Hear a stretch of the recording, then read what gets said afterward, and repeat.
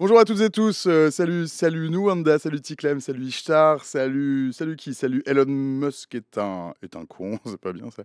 Salut Ishtar, salut Kyle, salut à toutes celles et ceux qui nous rejoignent, pardon pour le petit retard, on a eu un petit problème de carte son, salut l'hindou du futur et le problème de carte son est réglé. Bienvenue dans le talk de France Info, on est ensemble, comme tous les mercredis et jeudis de 17 h à 19 h pour 2 heures de stream, 2 heures de décryptage, de mise en perspective, de mise en relief de l'actu politique, diplomatique, scientifique, de la tech, du web et des idées. 2 heures et 2 thèmes qu'on prend le temps d'approfondir avec des expertes et des experts. Et puis évidemment, avec vous dans le chat, vous posez vos questions, je les passe aux invités. Vous avez le droit d'être un peu chafouin, vous avez le droit de nous interpeller, vous avez le droit bien sûr de ne pas être d'accord, mais vous avez aussi le droit de le faire avec bienveillance et courtoisie. L'idée, c'est de faire ce stream ensemble et de le construire avec vos questions, mais de le faire avec la raison plutôt qu'avec la passion, s'il vous plaît, mais je vous fais confiance. Au programme de ces 2 heures, la percée de l'AfD en Allemagne. En Allemagne, pardon. L'AfD, parti d'extrême droite nationaliste anti-migrants qui réalise un score historique de plus de 20% et termine deuxième des élections, alors que la formation gagnante de Friedrich Merz, nouvel homme fort de l'Allemagne, a lancé les grandes manœuvres pour former avec ses rivaux sociaux-démocrates un gouvernement afin de peser face à Donald Trump et la Russie notamment. En toile de fond, l'histoire certainement, puisque dans un pays marqué par le tabou du nazisme, un Allemand sur 5 a choisi l'AfD, et parmi eux, une part importante de jeunes électeurs. On va parler bruit de bottes, miroir du passé, modèle économique peut-être épuisé. On va parler aussi d'une Allemagne divisée, en rupture avec elle-même et ses culpabilités. Ce sera jusque 18 h, heure à laquelle nous braquerons un télescope géant dans le ciel pour guetter une menace venue des confins de l'univers. De 18 h à 19 h, nous guetterons l'Armageddon et les astéroïdes tueurs, les géocroiseurs qui pourraient un jour s'écraser sur la Terre et au mieux faire un grand cratère, pardon, et au pire faire s'éteindre la vie sur la planète. On va jouer à se faire peur un peu, mais aussi à se rassurer un peu aussi, puisqu'il semble que la grande collision, ce n'est pas tout à fait pour demain, ce sera en tout cas jusqu'à 19 h. Pour l'heure et pour l'instant, il est un peu en retard, il est 17 h 11 passé de 39 secondes, à Paris, à Rome, à Marseille, à Tourcoing, à peu près la même heure aussi à Berlin, la capitale donc de l'Allemagne, qui a vu dimanche les conservateurs de la CDU remporter les législatives devant l'extrême droite de l'AfD. Les sociaux-démocrates du SPD du chancelier sortant, Olaf Scholz, sont distancés à 16,5%. C'est leur pire score depuis l'après-guerre. Si la victoire des conservateurs est nette, elle est cependant moins large qu'espéré. Et le parti va devoir se mettre en quête de partenaires maintenant pour former une coalition, pour gouverner. Bonjour Jeannette Zus. Vous êtes chercheur au comité d'études des relations franco-allemandes de l'IFRI. À vos côtés, Étienne Duslaf. Bonjour Étienne. Bonjour. Vous êtes maître de conférence en civilisation allemande à l'université Paris-Nanterre. Et à mes côtés, Elisa Goudin. Bonjour Elisa. Bonjour. Et vous êtes professeur en études germaniques à l'université Sorbonne Nouvelle, co-rédactrice du blog Regard sur la RDA et l'Allemagne de l'Est. Oui, avec Étienne aussi Avec d'ailleurs. Étienne, pardon, j'ignorais. Oh, bah, navré. Étienne, vous êtes aussi co-rédacteur du blog Regard sur la RDA et l'Allemagne de l'Est. Pardon aussi pour le retard, pardon pour cette intro un peu rapide. J'essaie de rattraper un peu le temps qu'on a perdu. Bonjour à tous les trois. On va parler du futur chancelier allemand qui est au pas de charge pour construire une coalition avec le SPD d'ici à Pâques. Mais peut-être qu'on peut d'abord parler de l'AfD qui réalise le meilleur score de son histoire depuis la Seconde Guerre mondiale. On n'a jamais vu un parti d'extrême droite réaliser un score pareil. Qu'est-ce qui s'est passé et qu'est-ce que ça dit de l'Allemagne de 2025? Jeannette, peut-être? Oui, effectivement, en fait, le parti a doublé son score, sachant que c'est un parti qui est très, très, très récent. Donc, il a été fondé en 2013 seulement. Donc, c'est une ascension tout à fait fulgurante de ce parti, qui était initialement un parti plutôt libéral, fondé par des économistes, plutôt des universitaires, et qui a fait en quelque sorte sa mue, notamment grâce à la crise migratoire de 2015, sur laquelle il a beaucoup capitalisé. Il a fait son entrée au Bundestag en 2017. Donc, c'est une ascension tout à fait fulgurante, même s'il faut peut-être préciser que on aurait pu s'attendre à une ascension encore plus grande. Donc il y en a ceux qui disent qu'une partie de l'AfD est un peu déçue par cette victoire, qui est une victoire relative, parce que c'est vrai qu'ils auraient bien voulu dépasser les 25% pour avoir plus de droits au Parlement, mais toutefois est-il que voilà, le parti est passé deuxième parti après la CDU, a dépassé les sociodémocrates, comme vous venez de le dire. Oui, alors tout à fait. On note aussi des disparités régionales. Alors, on a coutume de dire effectivement que l'AfD est beaucoup plus forte à l'est qu'à l'ouest, qui est un fait. Et c'est vrai que quand on regarde la carte, on constate, et c'est assez effrayant d'ailleurs, qu'il y a comment dirais-je, une correspondance parfaite entre la carte de la ex-RDA, où toutes les circonscriptions, sauf certaines de Berlin et certaines proches de Berlin, sont tombées dans les mains de l'AfD. et ça paraît beaucoup moins net à l'ouest. Néanmoins, quand on regarde un peu les coins qui ont voté massivement à l'extrême droite, on note pardon, que ce sont des situations assez semblables, c'est-à-dire que ce sont des endroits défavorisés où la désindustrialisation est en marche, où le chômage est fort, euh, et où l'État est en net recul aussi, ça c'est, je crois, important de le noter. Et donc, en fait, c'est un peu les mêmes phénomènes qui donnent les mêmes résultats, sauf que le phénomène est plus important, plus marqué à l'Est. Elisa? Oui, il y a presque 30% à l'Est, donc c'est clairement plus marqué à l'Est. Et la question, c'est comment on interprète ça. Ce qu'on lit parfois et qui, m'agace, c'est de dire, voilà, ils n'ont pas compris la démocratie depuis 35 ans, c'est pas des démocrates, ça sera jamais des démocrates. Les Allemands de l'Est n'y comprennent rien. Je crois que c'est quand même plus compliqué que ça. D'abord, il y a des inégalités qui persistent et qui restent criantes. Aujourd'hui encore, 35 ans après, les Allemands de l'Est sont sous-représentés dans toutes les positions importantes en Allemagne, en politique, dans les médias, dans la justice. Enfin, dès que la position est importante, la probabilité d'y voir des Allemands de l'Est est plus réduite par rapport à la proportion qu'ils représentent dans la population allemande. Donc ça crée évidemment déjà un sentiment d'amertume très fort, et du coup un manque d'adhésion aussi à cette démocratie qui n'a pas rempli son mandat de créer de l'égalité des chances, alors que c'est des gens qui s'étaient battus courageusement pour la démocratie, justement. Faut pas oublier qu'on est quelques mois après Tiananmen, quand la RDA commence à organiser des manifestations et tout ce qui mènera à la chute du mur. Donc voilà, recevoir aujourd'hui des leçons de démocratie, c'est un peu dur. Donc je pense qu'il vaut mieux essayer d'expliquer pourquoi, en essayant de comprendre que déjà structurellement, il y a plus de chômage, etc., donc plus de mécontentement. Il y a des inégalités qui persistent, qui ne devraient pas être aussi élevées encore aujourd'hui. Et puis, plus généralement, il y a une déception, je pense, sur l'offre politique de cette démocratie représentative où on vote juste tous les 4 ans pour, enfin là un peu moins, mais pour donner une carte blanche à des gens. Et ce n'est pas une démocratie participative par en bas, comme celle dont on rêvait à la fin des années de la RDA. Donc je pense qu'il y a cette déception très forte qui peut expliquer en partie pourquoi à l'est de l'Allemagne on vote autant pour l'AfD.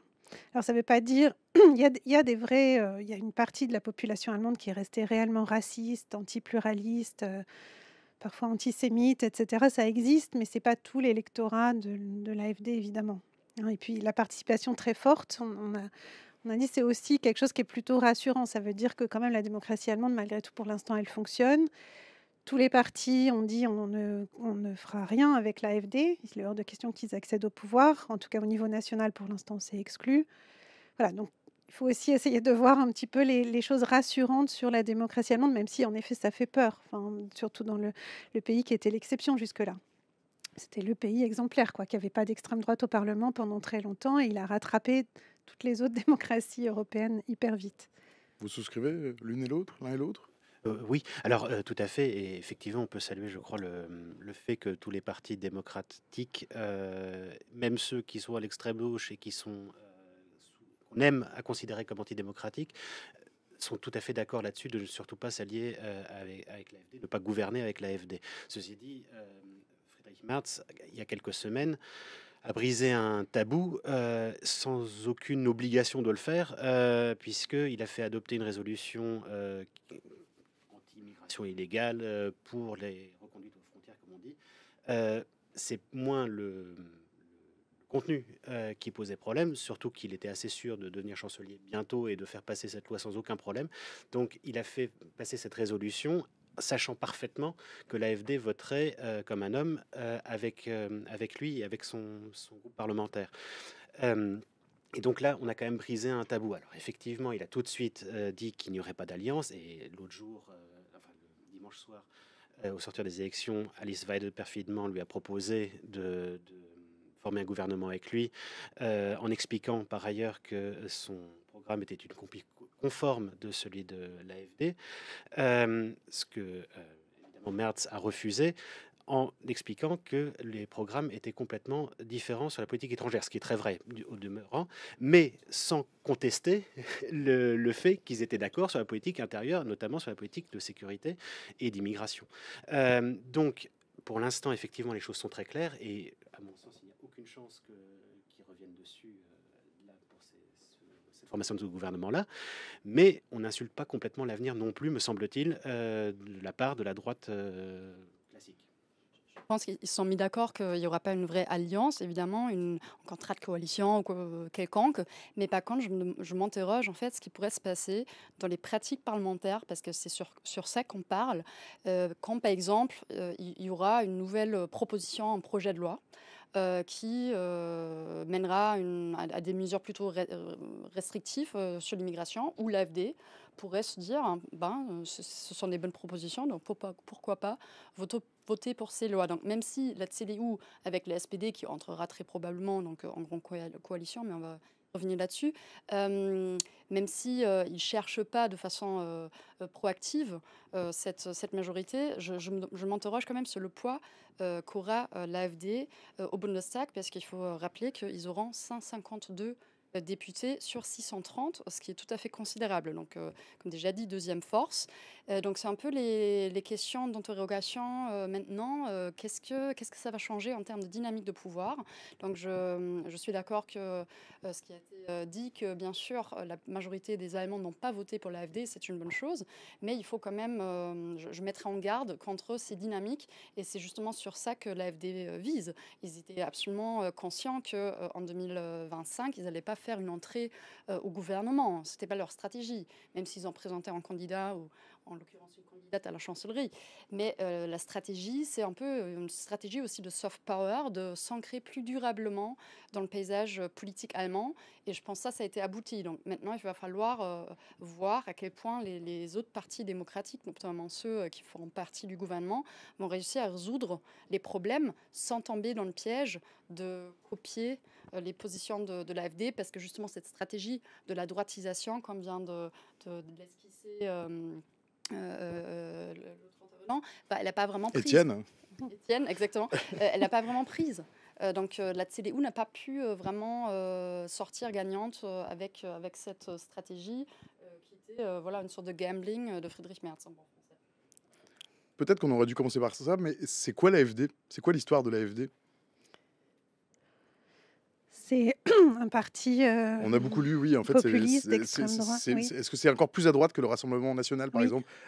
Comparaison n'est pas raison. Non, pas initialement. Voilà. Pas initialement. Alors aujourd'hui, si on parle d'aujourd'hui, c'est clairement... C'est l'objet de ma question, un peu. Oui, au départ, en effet, non. C'est juste un parti eurosceptique, donc qui critiquait ça s'appelle Alternative pour l'Allemagne, parce que c'est en référence à une phrase d'Angela Merkel qui disait qu'il n'y avait pas d'alternative à la politique monétaire de l'Union européenne. Donc, il disait, si, il y en a une alternative. Donc, au départ, c'était ça, juste contre l'euro, contre Bruxelles. Aujourd'hui, c'est un parti radicalement différent. C'est un parti dont plusieurs chefs sont complètement décomplexés vis-à-vis de l'héritage national-socialiste. Il y a Kyle dans le chat, salut Kyle, qui dit mais l'AfD, c'est un parti nazi. Bon, néo-nazi, donc. C'est en tout cas un parti qui joue avec les références nazistes. Le slogan, c'était Alles für Deutschland, qui rappelle Alles für Deutschland. Donc, c'est clairement des allusions. Ils ont un vocabulaire qui est de plus en plus connoté historiquement. Le mot rémigration, on n'aurait jamais cru le voir revenir sur la scène politique. Et là, il est là comme si de rien n'était. Enfin, voilà. Alice Weidel, elle a un grand-père qui était un juge nazi, et quand les médias lui ont posé la question, elle a balayé le problème en disant non, mais on n'avait pas de lien spécialement avec ça. Donc sans même se distancer. Enfin, il y a vraiment, en effet, pas du tout un effort qui ressemblerait à l'effort du Rassemblement national en France pour montrer une façade, en tout cas acceptable, et essayer on dit en France dédiaboliser, j'aime pas trop le terme, mais l'AfD a pas du tout, l'AfD a pas du tout ce souci-là. Ils sont au contraire de plus en plus radicaux, ce qui les empêche pas de progresser en fait en termes de voix. On aurait pu penser que ça allait faire en sorte que des électeurs se détournent du parti trop radical. Et ce n'est pas le cas. Ce n'est pas le cas non plus en Autriche, par exemple, avec l'AfP. Donc on voit que ces stratégies de radicalisation, finalement, ils continuent parce qu'ils voient que ça marche électoralement. Et pendant très longtemps, les gens comme ça étaient contenus encore dans la CDU. Là, il y avait une aile droite de la CDU ultra réactionnaire.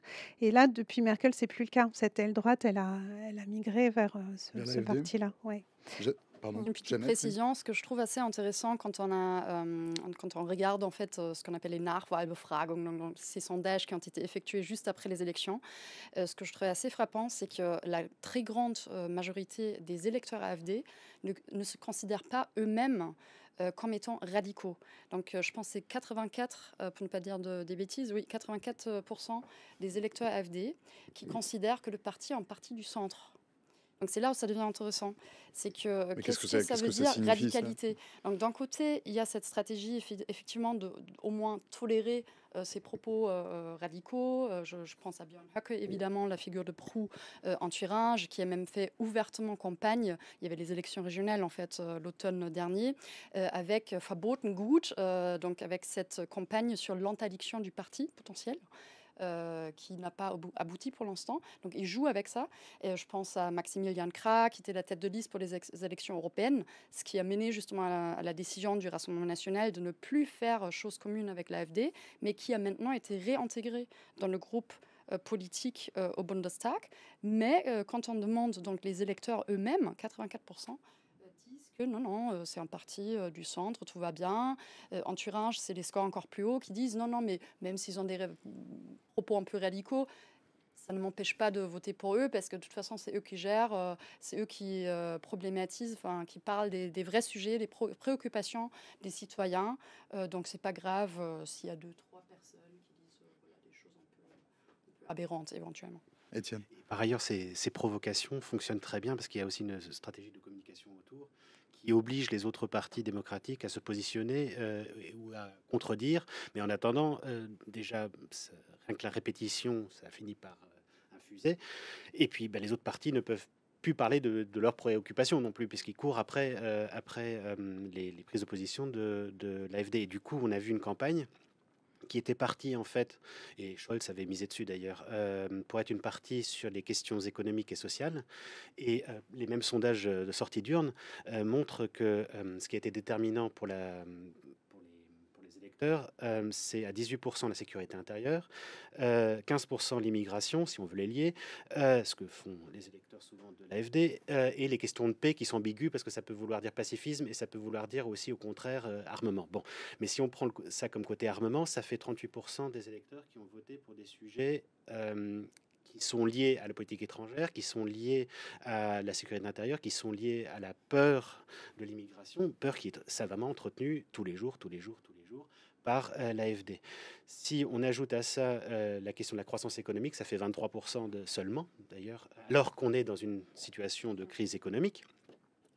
Si on ajoute donc tous ces facteurs qui traditionnellement sont, ou dont on pense traditionnellement que c'est des choses qui sont mieux gérées par la droite ou les droites, on voit bien que ça fait 2/3 des électeurs qui ont voté sur des sujets qualifiés de droite, à tort ou à raison, mais qualifiés de droite.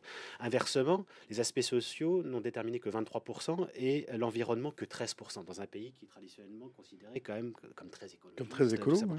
Et donc, il y a, de ce point de vue-là, ce que je veux dire par là, c'est qu'il y a une vraie droitisation des débats, des manières de faire. Là aussi, l'Allemagne était un pays où...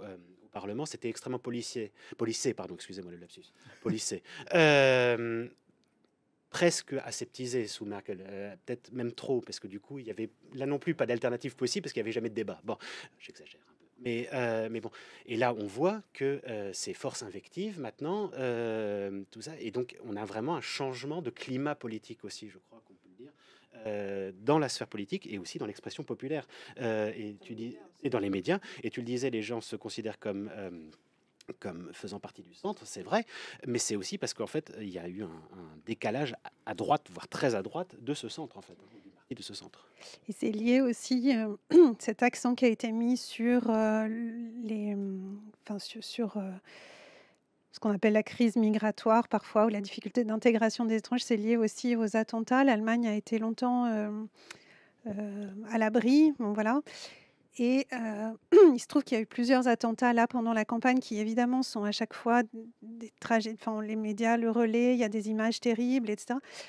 Ce qui fait qu'on a fini par ne parler plus que de ça. Et par exemple, je prends un exemple tout bête, mais Enfin, comme vous savez, sur les autoroutes en Allemagne, la vitesse n'est pas limitée, c'est 600 fois plus de morts et aussi des enfants, pareil. Enfin, mais on a pratiquement, enfin, le SPD en a parlé un petit peu, de limiter à 130 la vitesse sur les autoroutes, mais voilà, on a parlé que des morts de l'islamisme radical et en faisant le lien, mais y compris les sociodémocrates, hein, en faisant le lien avec la politique migratoire de l'Allemagne. Donc c'est vraiment là, je crois que ça s'est joué. La plaisanterie, c'est que, si je puis dire, c'est que l'un des attentats est attribué à des islamistes, alors qu'en l'occurrence, c'était un Égyptien, si ma mémoire est bonne, Saoudien. ou saoudien, pardon, Ouais. saoudien, rageusement anti-islam. Ouais. Mais ça a quand même été attribué aux Bah islamistes. oui, parce qu'en fait, on finit par être dans ce Mais non, mais alors schéma justement, autoréférenciel. et pardon, il y avait salade tomate tartiflette. Salut, salade tomate tartiflette. Qui, voilà, tu as reposé ta question plusieurs fois. C'est pas que je voulais pas la poser. Elle était très claire ta question, mais il me semble qu'on y a répondu en partie. Salade tomate tartiflette qui demandait est-ce que les médias mainstream allemands proposent en fait un peu trop souvent peut-être des sujets très à droite, voire d'extrême droite, un peu. Alors c'est le sentiment de salade tomate tartiflette parce que j'ai pas le sentiment qu'on fasse ça à France Info sur le service public, mais comme en France où on ramène toujours ces sujets de l'immigration et notamment, qui pourraient justifier une augmentation du vote AfD. Donc, c'est de poser la question du rôle des médias allemands dans cette élection. C'est une bonne question et je pense qu'on a vraiment vu, parce qu'il y avait eu beaucoup de débats télévisés, en fait, on a rarement vu autant de débats télévisés, que les questions portaient massivement sur le sujet de l'immigration, ce qui était un peu une nouvelle pour moi, qui suis quand même les élections depuis un bon moment. Donc clairement, je trouve qu'il y a un rôle à jouer, il y a un rôle que les médias ont joué clairement.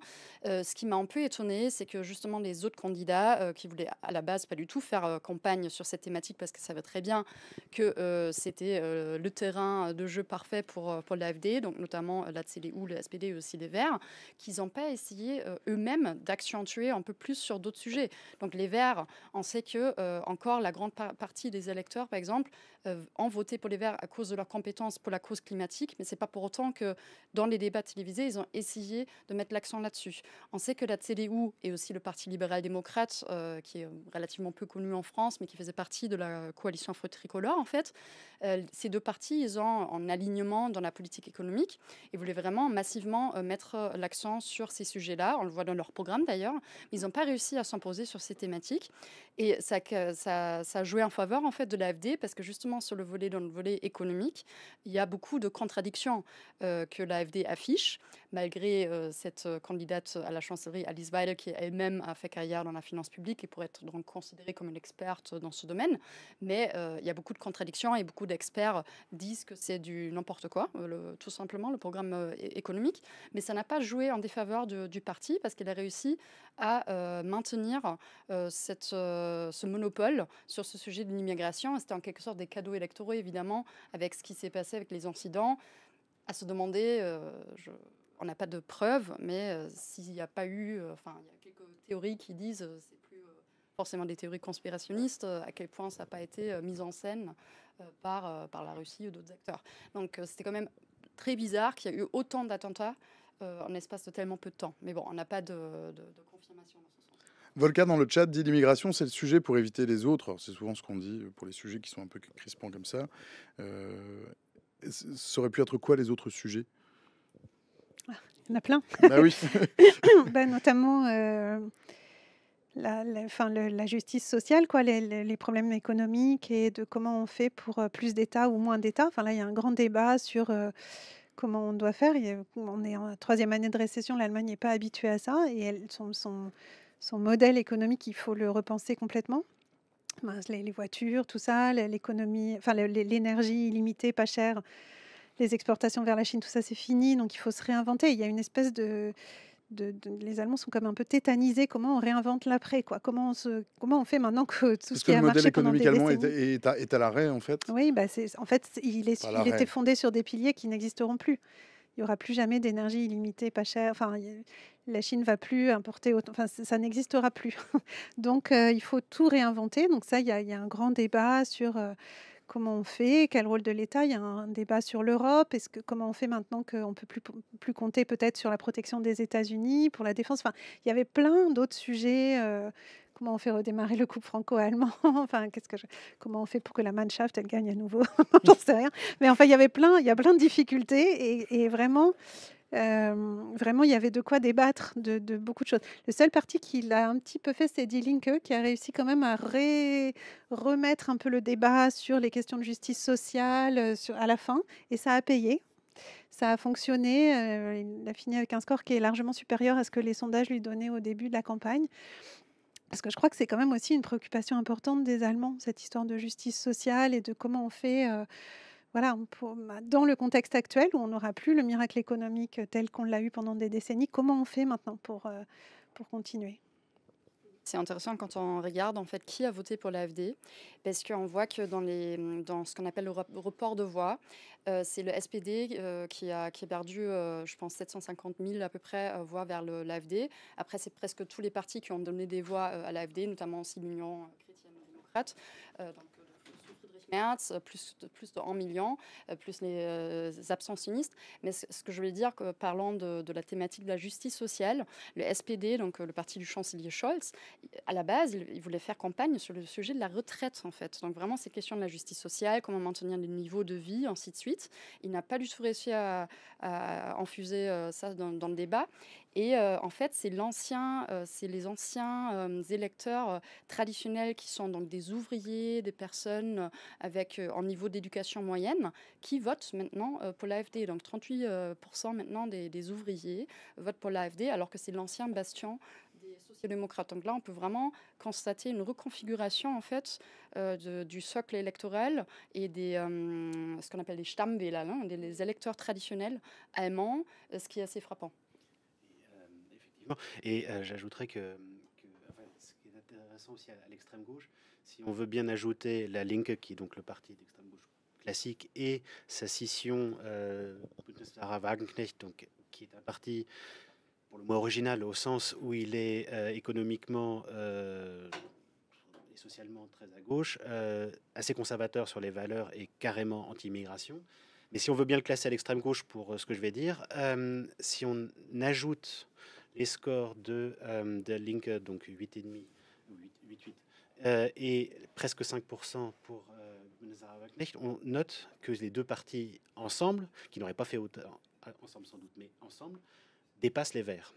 Et donc, il y a quand même un espace aussi pour la gauche traditionnelle, la gauche matérialiste. Et c'est ça que je trouve intéressant, c'est que, et d'ailleurs c'est la campagne qu'ont mené les trois hommes grisonnants, ils sont appelés eux-mêmes comme ça, hein, qui ont mené cette campagne de la Linke, de miser sur les gens qui travaillent, donc qui sont dans l'emploi, et qui ont des valeurs d'abord vraiment matérialistes, c'est-à-dire comment vivre de son travail. Bon. Ensuite, s'adresser que dans un deuxième temps, par exemple, aux chômeurs et à d'autres catégories sociales, et ben ça a payé. Ça a payé, et on note là actuellement que le SPD va très certainement effectivement rejoindre la droite dans une coalition, et on l'encourage déjà à se recentriser, si je puis dire, après en fait un détour plus à gauche qui a été payant quand même en 2021. Et en fait, on encourage le SPD à délaisser effectivement ce qui est son électorat classique. Autre point que j'ai trouvé intéressant, c'est le vote des jeunes. J'allais parler du vote des jeunes, parce que ce qui est surprenant dans l'AfD, c'est qu'il y a un gros vote jeune quand même. En fait, il pas y a deux votes jeunes. Pas un gros vote jeune. Il y a pas mal de jeunes en tout cas qui ont été Tout à fait. séduits par Non, la mais proposition de il y a deux l'AfD. votes jeunes, en fait, c'est assez intéressant. Il y a un vote C'est, jeune étonnant. que je qualifierais de réactionnaire, qui est passé de la droite classique à l'extrême droite, donc dans un esprit de surenchère. Et vous avez l'autre jeunesse, pour le coup, plutôt pacifiste cette fois-ci, peut-être plus pacifiste que post-matérialiste, qui s'est détourné des Verts pour aller embrasser les thèses de la Linke. Et ça, c'est pas rien, parce que effectivement, les Verts ont un peu, enfin, complètement délaissé Cet cet électorat-là. oui, cet électorat-là. Et j'en veux pour preuve, j'ai été assez épaté, si je puis dire, dimanche soir à la soirée électorale, le ministre sortant de l'économie, et qui était le candidat principal, de surenchérir sur l'armement, et de dire cette phrase, mais à ce moment-là, il est encore possible qu'ils doivent rentrer au gouvernement ou pas, mais on peut tout à fait revenir sur des histoires d'énergie et tout ça pour acheter de l'armement. Bon. Il était peut-être un peu en panique, il était peut-être un peu fatigué, tout ce qu'on veut. Mais c'était frappant, si vous voulez, qu'un parti qui s'est construit sur le pacifisme et l'antinucléaire, alors l'antinucléaire, on est resté dessus, mais par contre, se détourne complètement. Et donc, du coup, la Linke a parfaitement capitalisé là-dessus. Il faut dire que c'est extrêmement récent. Donc, Tout à fait. en 2021, c'était pas comme ça. Donc, ça montre aussi qu'il y a une certaine volatilité. Ça, c'est structurel chez les jeunes. Et en fait, c'était donc, comme tu dis, les Verts, mais aussi le Parti libéral-démocrate, voilà, qu'on connaît moins en France, mais qui ont tous les deux eu entre 21 et 23% des électeurs jeunes à l'époque, parce qu'ils avaient vraiment cette aspiration de moderniser le pays. C'est pour ça d'ailleurs que la coalition à l'époque s'appelait une Fortschrittskoalition, une coalition de progrès, mais ils n'ont pas réussi à tenir leurs promesses. Et c'est pour ça que cet électorat, donc, quand on les additionne, c'est presque 50% des jeunes qui avaient voté donc, pour ces deux partis-là. Et maintenant, ils se sont tournés donc, à la fois vers la gauche et aussi vers l'AfD. Après, il faut quand même différencier un tout petit peu. Il y a une grande différence entre l'électorat jeune pour les Verts et de l'AfD quand on distingue entre le genre. Donc, en fait, ce sont les jeunes femmes qui votent pour Die Linke, à L'extrême presque gauche. 30%, à l'extrême gauche, qui est dans le même groupe politique au Parlement européen que la France Insoumise d'ailleurs. Et c'est majoritairement des jeunes hommes qui votent pour l'AfD. Donc il y a beaucoup moins de jeunes femmes qui votent pour l'AfD, comme il y a beaucoup moins de jeunes hommes qui votent pour Die Linke. Donc là aussi une particularité de faire la différence entre les deux. Oui, en fait, enfin, c'est peut-être évident, mais pourquoi est-ce que cette coalition du progrès a échoué? C'est parce qu'il y a eu l'agression russe en Ukraine et que tous les projets d'infrastructure, tout a dû être remis en cause, en fait. Il a fallu mettre l'argent ailleurs, c'était pas du tout prévu. Et donc, en fait, voilà, c'est un peu difficile de parler d'un échec, de parler du bilan sans dire ça, en fait. Quelques semaines après, bam, tout s'est écroulé et en fait, ils n'ont jamais pu faire ce qui était prévu. Et si je peux me permettre, ce qui est encore plus curieux, en fait, c'est qu'il y a eu énormément de progrès quand on regarde de facto ce qui a été mis en place, ce qui a été promis dans le contrat de coalition. Il y a beaucoup de projets de loi qui ont fini par être des lois, notamment dans le volet sociétal. Donc, cette aspiration d'être progressiste, en fait, elle s'est matérialisée par des projets concrets. Par exemple, la légalisation du cannabis, ce qui était une des revendications phares des jeunes. La nouvelle régulation sur l'autodétermination du genre, en assouplissement pour les règles de pouvoir travailler en tant que demandeur d'asile, ce genre de choses. Mais il y a en quelque sorte aussi une remise en question de l'esprit du temps qui penche plus vers la droite peut-être. Donc en général, cette idéologie, si on peut parler de ça, de ce gouvernement de centre-gauche, n'a pas pris finalement. Mais en soi, il y a eu beaucoup d'initiatives dans ce sens qui pourraient justifier de parler d'une coalition de progrès en fait. Alors, toute petite question, on n'est pas obligé d'y passer tout le stream parce que je pense qu'il y a un peu de malice dans la question de Nwanda. Salut Nwanda. Et Nwanda qui demande Die Linke, c'est une vraie extrême gauche ou c'est l'équivalent de LFI, le Conseil d'État qu'on considère que le Rassemblement national est un parti d'extrême droite. Dans le chat, vous savez qu'on ne doit pas dire que c'est l'extrême gauche pour LFI. Et LFI est quand même à la gauche de la gauche. Donc parfois, par abus de langage, on dit que c'est l'extrême gauche. Donc est-ce qu'on peut comparer Die Linke à LFI? On n'y passe pas toute la nuit? Oui, non? Ah, je dois Parce répondre qu'après par le oui ou chat, on non. va parler que de ça. Oui, on peut Je comparer, on connais. peut toujours comparer. C'est difficile de dire rapidement, il y a des différences quand même. Oui, pardon, ma question est peut-être un peu hâtive. Mais oui, on peut comparer, bien sûr. L'histoire n'est pas tout à fait la même, en fait. Enfin, bon, c'est pas les mêmes racines idéologiques, c'est pas exactement pareil. Die Linke, c'est un parti qui vient, lointainement du Parti communiste qui était au pouvoir en RDA, qui a fusionné après avec les déçus de Schröder. Enfin, voilà, donc c'est pas la même histoire, mais c'est un parti à la gauche du SPD. Donc, moi, j'aime pas le terme extrême gauche parce que c'est À la toujours gauche du SPD, voilà, à la gauche c'était du peut-être une bonne SPD. réponse. Pardon? Gauche radicale, enfin, je me demande Mais si oui, c'est mais mieux. ça Nwanda n'existe propose pas. gauche certaines- réformiste ou gauche Il y a révolutionnaire. quand même certains positionnements assez radicaux. Alors, ils sont plus révolutionnaires, non. Mais réformistes, ça dépend dans quel sens on l'entend. Enfin, voilà, c'est plus à gauche que le SPD, disons-le comme ça. Je pense que c'est le plus... Enfin, mais gauche radicale, je ne sais pas ce que ça veut dire, parce qu'être à gauche, c'est... Enfin, il y a Non, une puis certaine... comparaison n'est pas raison. Oui. Et la France, C'est c'est pas pareil que l'Allemagne. Une chose qu'on peut dire, c'est que effectivement, et ça c'est un héritage du PDS, donc du successeur du SED et de RDA, c'est vraiment ce pacifisme radical, c'est-à-dire le refus, pacifisme au sens de refus de la guerre, refus de l'armée, refus de la guerre, refus bon. Et donc pacifisme au sens fort. Et ça, pour le coup, c'est un des facteurs qui exclut une coalition en ce moment avec eux, par exemple. Il y a aussi le fait que c'est des frères ennemis du SPD et que on ne s'aime pas beaucoup. Bon, mais c'est en ça qu'ils sont effectivement difficilement compatibles au niveau fédéral avec le SPD, qui a la compétence exclusive sur la politique étrangère et de sécurité. C'est en ça qu'il y a une... On a beaucoup parlé de l'AfD, on peut peut-être parler du futur chancelier, Friedrich Merz. Qui est cet homme? C'était un peu un has-been avant, monsieur Friedrich Merz, non?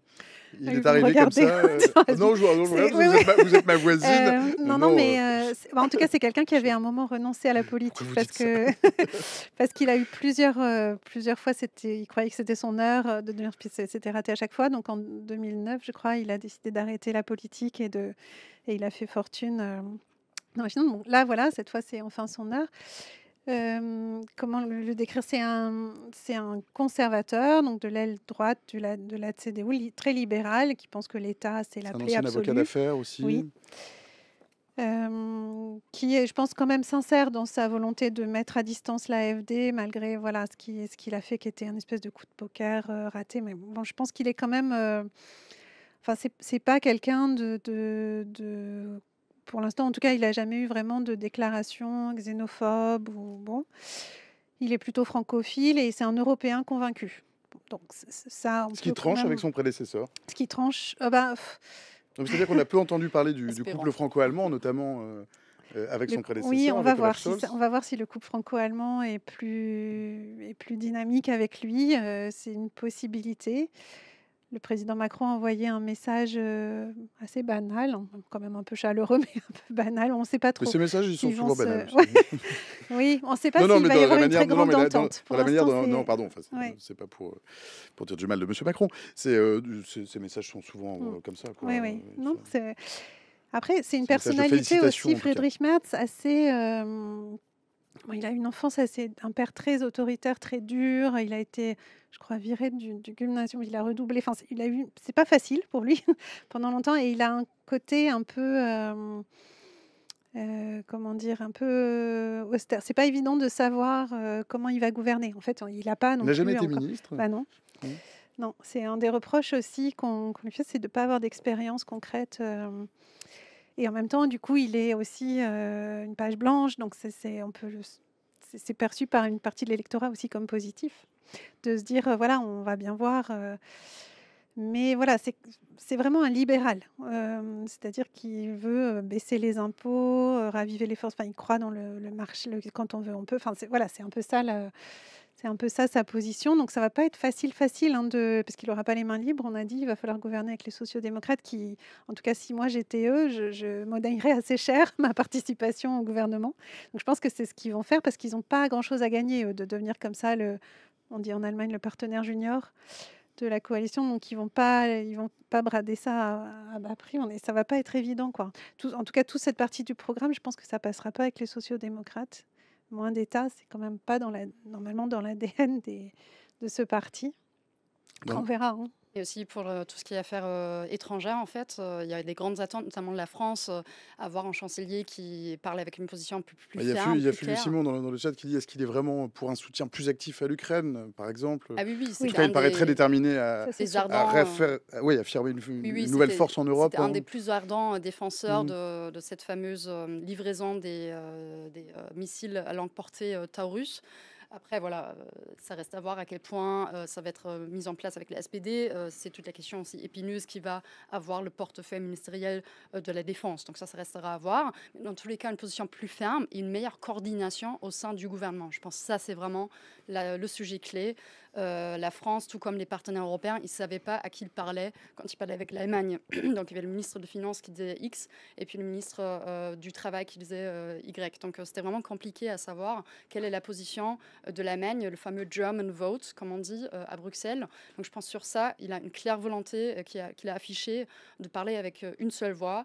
Même si, bien sûr, il n'est pas non plus à l'abri de ce qu'on appelle le ressort principe, c'est-à-dire le principe de gouverner selon chaque ministère,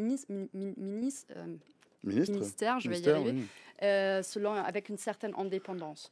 Il n'est pas complètement à l'abri de ça, mais il a cette volonté de gouverner de façon plus ferme et de façon plus coordonnée. Jeannette, je serais très malhonnête si je ne vous disais pas qu'il est 17h48 et que j'ai promis de vous libérer à 17h45. Il y a peut-être Camille Rio qui vous attend au sortir du studio. À très bientôt, merci infiniment. Pardon, Étienne. Et j'ajouterais effectivement, je suis tout à fait d'accord avec ce que disait Jeannette et Elisa aussi d'ailleurs, mais Je pense que Merz, au moins dans la mise en scène, sera beaucoup plus autoritaire, enfin beaucoup plus affirmé, peut-être pas autoritaire, affirmé, que n'était Scholz, mais effectivement la coalition sortante était un peu contre nature, au sens où il y avait effectivement des points de convergence en matière de politique sociétale, mais sinon vous aviez quand même un parti très libéral qui détenait les cordons de la bourse. Et vous aviez deux partis en face qui avaient quand même un projet écologique, un projet économique et social de gauche. Bon. Et Scholz, pendant 3 ans, a réussi à maintenir coûte que coûte cette coalition, réussi effectivement à faire passer beaucoup plus de lois qu'on ne penserait. En fait, la coalition a été pas si mauvaise que ça, si je puis dire. En tout cas, pas si inefficace que ça, c'est surtout ça. Mais Pardon, je vous coupe. Prenez peut-être l'autre micro. On me dit dans le chat que celui-là marche mieux. D'accord. Pardon. Désolé, pardon. Aucun Je suis navré. problème. D'accord. Pardonnez-moi, Étienne. Je vous en prie. suis navré. Et donc, mais c'était au prix d'un effacement relatif de Scholz. Et Merz a très clairement montré déjà que bon, c'est lui qui serait effectivement le patron, quitte d'ailleurs parfois peut-être à parler un peu trop vite ou trop fort. Là aussi, j'en veux pour preuve le débat de la soirée électorale dimanche, où il s'est laissé emporter à dire que Trump non seulement était en passe d'abandonner l'Europe, mais quasiment se comportait en traître. Bon. Je pense qu'il a oublié que il allait bientôt devoir le rencontrer d'ailleurs, mais c'est aussi une expérience peut-être aussi de Merz qui par ailleurs est bon rhéteur, sait débattre, sait aussi défendre ses idées, mais il faut aussi quand même des fois faire preuve un peu de diplomatie et il va apprendre. Mais en attendant, il est peut-être un peu impulsif aussi pour l'instant, là où effectivement Scholz, quitte d'ailleurs parfois à paraître effacé, était beaucoup plus mesuré, beaucoup plus... oui, il faisait très attention, notamment aussi vis-à-vis de la Russie, effectivement. Oui, je ne sais pas s'il a oublié qu'il allait le rencontrer. Peut-être aussi, voilà, on est à l'orée des négociations, donc je pense qu'il a envie d'affirmer un peu sa position de façon sûrement exagérée. Enfin, je ne sais pas, il faut pas... Je ne voudrais pas surinterpréter. Psychanalyser. Oui, ni psychanalyser encore moins. Ça va dépendre aussi un peu, tout ça va dépendre de qui va être ministre des Affaires étrangères. Bon, voilà, on va pouvoir voir ça. Ça va être intéressant, là, ce qui va se passer dans les semaines qui viennent. Qu'est-ce qui peut se passer? C'est quoi l'agenda, là? Alors, il a annoncé qu'à Pâques, on aurait un contrat de coalition. Donc, l'agenda, là, Ce qui en France nous sidérerait, en Allemagne, c'est comment? C'est normal. C'est complètement différent en fait. Là, on est habitué en Allemagne. En fait, là, ce qui est relativement simple, c'est qu'il y a a priori, il n'y a qu'une seule option. Donc, ils sont bien obligés de trouver un compromis. Enfin, en tout cas, là, aujourd'hui, on ne voit pas d'autre option sur la table que la grande coalition, sauf retournement de situation. Et donc, il va falloir que les uns cèdent sur des choses. Et voilà, ça va être intéressant de voir ce qui va se passer. Il y a des points où ça va être très facile. Sur l'Ukraine, voilà, probablement que le ministre de la Défense même restera le même. Enfin, ça va être très simple. Sur certaines choses, ça va être beaucoup plus compliqué. Et je pense que le SPD a beaucoup à perdre dans cette histoire. Je pense effectivement, et dès le dimanche soir et le lundi matin, s'est engagé un peu une sorte de poker, parce que ce qu'on oublie souvent de dire en France aussi, c'est que Merz était le candidat de ce qu'on appelle l'Union, c'est-à-dire de la CDU partout sauf en Bavière et de la CSU que en Bavière. Et la CSU a fait un très bon score, bien meilleur que l'a fait la CDU. Et le ministre-président de Bavière, qui est aussi le président du parti, n'a pas cessé de répéter que c'était quand même grosso modo grâce à lui. Enfin, que c'était lui qui amenait effectivement la CDU en première position. Bon, le SPD, effectivement, qui n'a aucun intérêt en fait à aller dans cette coalition, ça fait depuis 98, ils ont été au pouvoir sans discontinuer à part 4 ans. Hein. Ils sont exsangues. Ça fait depuis 98 qu'il y a une sorte de chant de cygne, mais là, pour le coup, on y est quand même un petit peu. Hein. Et donc, ils vont effectivement, je pense, vendre très cher leur peau. Est-ce que ça va payer? Ça, c'est un autre problème. Mais par exemple, il y a un des points sur lesquels ils étaient absolument pas d'accord, c'était le salaire minimum, qui était un acquis de la social-démocratie sous Merkel. Scholz avait prôné une augmentation de 12 à 15 euros de l'heure brute. ça m'étonnerait qu'il cède là-dessus, qui est un vrai problème pour un Merz qui effectivement est un grand libéral, qui ne peut plus revenir sur le salaire minimum, mais qui, à mon avis, n'avait absolument pas ça dans l'idée. Il y a un autre point qui est essentiel, c'est la question du frein à l'endettement, ce qu'on appelle la règle d'or, qui est inscrite dans la Constitution depuis 2009, et c'est là-dessus d'ailleurs qu'avait échoué la coalition, parce que les libéraux ne voulaient pas revenir dessus. Bon.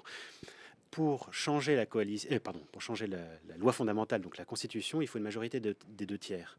Et c'est là que le score de l'AfD, par exemple, est problématique aussi, parce qu'avec leur 20 et quelques pourcents, 21%, plus les voix de l'extrême gauche, il y a une majorité de blocage.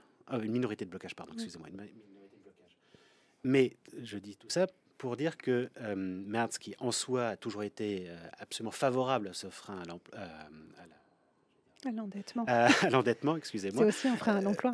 éventuellement, Selon est moi. déjà revenu dessus. Et là, ils Mm. sont en train d'inventer éventuellement des stratagèmes pour changer la Constitution avec le Parlement dissous.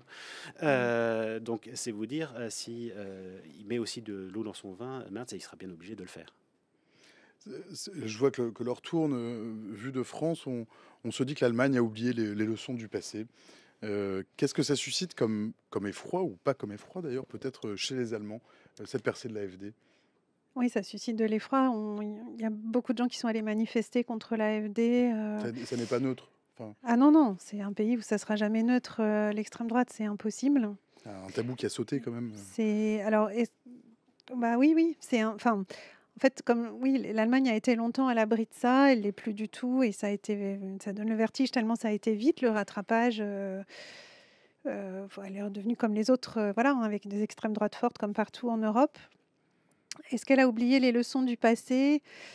Euh, je pense que, en tout cas, le travail à l'Ouest qui a Ce été n'était fait pas en pour faire un RFA, procès aux ouais, Allemands, hein. La France oui, connaît aussi ses extrêmes, bien sûr, ouais. et ses extrêmes droites. En tout cas, Mais la RFA a fait vraiment un vrai travail d'introspection critique, qu'est-ce qui s'est passé, quoi? d'éducation, qui trouve ses limites aujourd'hui, mais qui existe quand même.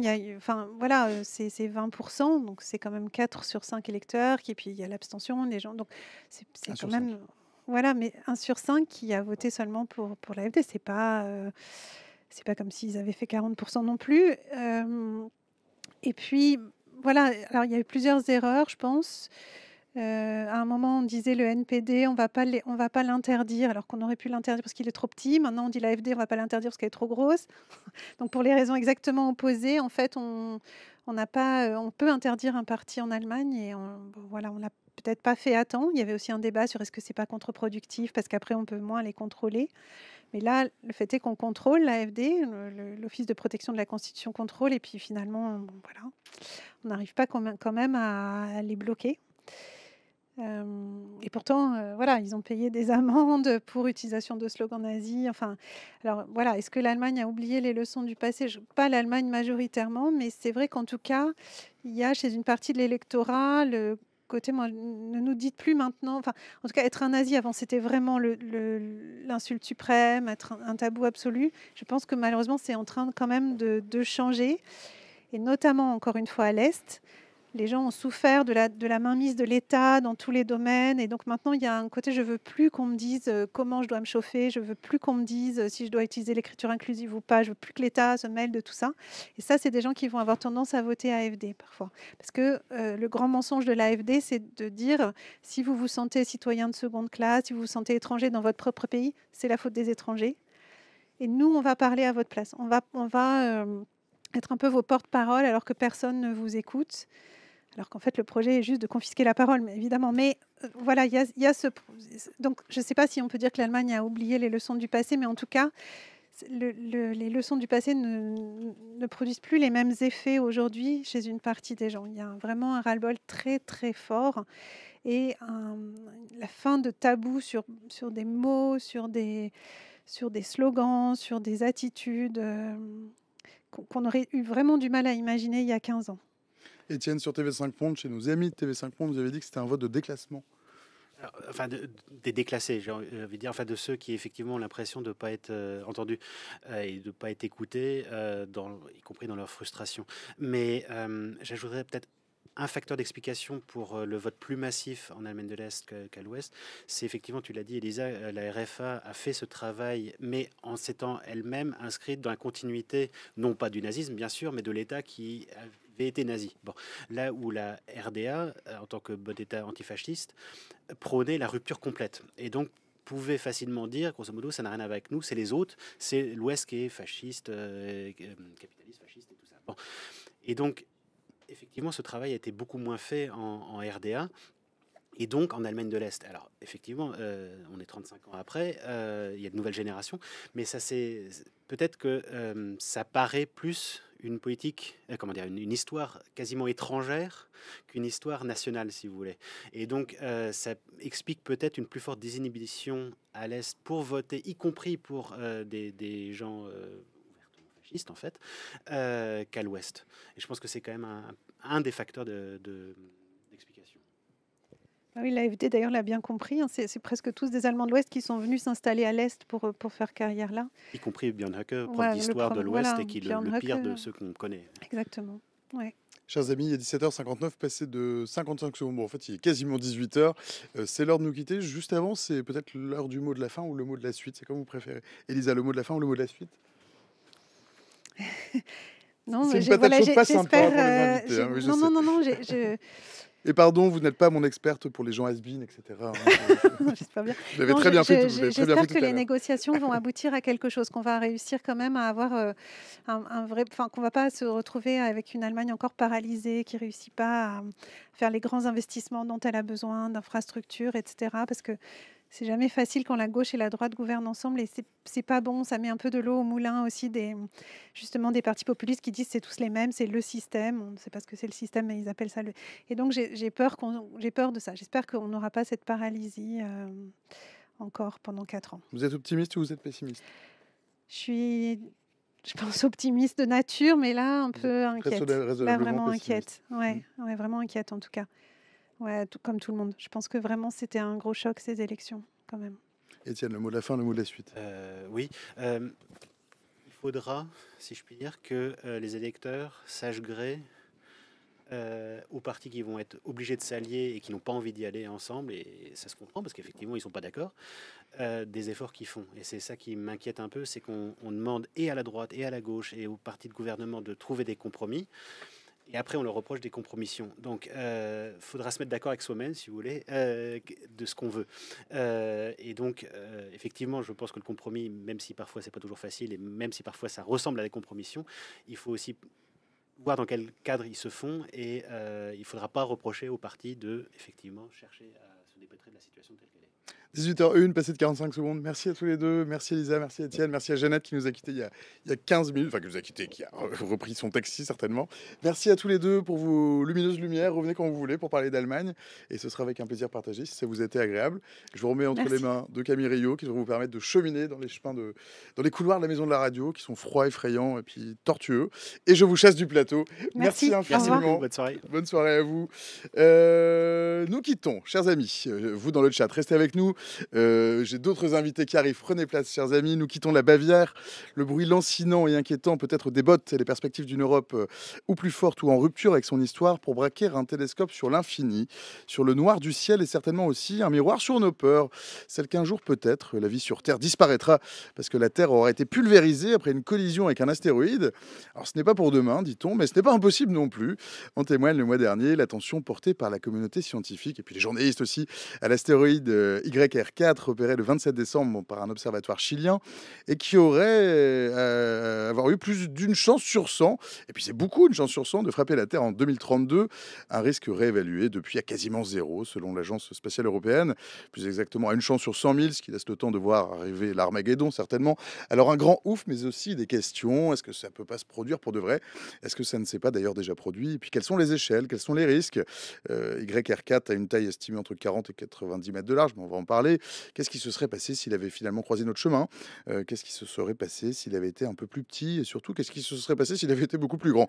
Et qu'est-ce qu'on aurait bien pu faire? Bonsoir. C'est ce qu'on appelle un Non, blanc. vous êtes Mathilde Fontaise. Oui, c'est moi. Bonsoir Mathilde. Mathilde, vous êtes journaliste scientifique, rédactrice en chef du magazine Epsilon. Je sais pas si je vous avais placé sur un plan, mais le bon plan était contrarié. Bonsoir Mathilde, bienvenue. Bonsoir, merci. En face de moi et à vos côtés, Olivier Ascar. Salut Olivier, on se connaît bien, t'es un copain du talk, Ludo. rédacteur en chef du pôle numérique de Sciences et Avenir. Et en face de moi, Brigitte Zanda. Bonsoir Brigitte. Bonsoir. Vous êtes enseignante chercheuse au Muséum national d'histoire naturelle, spécialiste des météorites. Camille m'a dit que vous n'aimiez pas qu'on dise que vous étiez cosmochimiste, mais vous êtes cosmochimiste. Et j'adore l'idée de recevoir une cosmochimiste, et en tout cas une astrophysicienne. Bonsoir à tous les trois. On a 1 heure pour parler astéroïdes. Bon, elle ne va pas tomber sur nos têtes tout de suite. Cependant, une première question pour déflorer spécialement, en tout cas, le sujet qui va nous occuper pendant 1 heure. Est-ce que le ciel a failli nous tomber sur la tête? C'est à moi qu'on pose la question. Oui. En tout cas, c'était la première fois qu'on passait un certain cap qui était celui, donc je crois, de plus de 1% de chance pour un corps de plus de 10 mètres de nous percuter dans les 50 ans, qui avait été défini par un comité qui est consultatif de l'ONU pour évaluer, prévenir, essayer de se préparer à un éventuel choc avec un astéroïde. Donc en ce sens, c'était un moment quand même assez particulier. Alors c'est pas la première fois qu'on avait ce type de corps qui pouvait s'approcher comme ça de la Terre, mais disons que depuis qu'on avait mis en place ces dispositifs de surveillance, c'était la première fois que qu'on passait ce cap-là et que donc on avait le déclenchement derrière d'un processus dont l'étape numéro 1 était de faire une note aux pays membres de l'ONU pour informer de la situation et après déclencher derrière disons poursuivre plutôt des surveillances de la trajectoire de ce corps, des prédictions de sa trajectoire future. Donc c'est quand même un événement. Peut-être pour vous, Brigitte Zanda, on peut faire un peu de lexique. On parle d'astéroïdes, on parle de météorites, on parle de géocroiseurs, on parle aussi d'astéroïdes tueurs. Alors, quels sont tous ces objets? Alors en fait, il y a beaucoup d'objets qui se baladent dans l'espace en fait, hein. C'est parce que c'est le résultat de collisions, de fragmentations. Si vous donnez un coup de marteau en fait sur un caillou, vous allez avoir plein de petits bouts. Alors là, c'est pareil, on a quelques gros morceaux qui se baladent, des corps qui font presque 1000 km de diamètre, il y en a un plus exactement, et puis plein de petits, ils sont d'autant plus nombreux qu'ils sont plus petits, et la plupart d'entre eux, c'est ce qu'on appelle les astéroïdes, ils vont être confinés entre l'orbite de Mars et celle de Jupiter. Alors ceux-là, tant qu'ils restent à leur place, ils ne nous dérangent pas trop, il y a à peu près 1/10 de la masse de la Lune, en fait, qui se retrouve dans cet espace-là. Mais pour des raisons X et Y, suite à des collisions, suite à des processus physiques, ils peuvent quitter cet endroit-là et à ce moment-là, ils se promènent dans l'espace. Et la distribution des corps qui se baladent, c'est à peu près la même, c'est-à-dire quelques gros et puis beaucoup de petits. Et comment on les connaît? On les connaît parce qu'on les observe avec des télescopes et puis aussi parce que la Terre nous sert de détecteur. C'est qu'à chaque fois que la Terre rentre en collision avec ce genre de particules, on sait qu'elles existent. Alors heureusement pour nous, c'est quand même les plus petits qui sont les plus fréquents. Et s'ils sont tout petits, ils vont se consumer dans l'atmosphère, ça va faire ce qu'on appelle une étoile filante. S'ils sont très gros, ça peut faire une catastrophe importante, comme ça s'est produit il y a 66 millions d'années, au moment de la limite entre l'ère secondaire et l'ère tertiaire, l'extinction des dinosaures. Et puis, s'ils ont une taille intermédiaire, les conséquences peuvent être plus petites, voire ils peuvent laisser des cailloux au sol. Et c'est ces cailloux qu'on retrouve au sol qu'on appelle des météorites. J'ai déjà une question, puis ce sera pour Olivier Lascar. C'est une question de Volka Schulz. Volka, salut.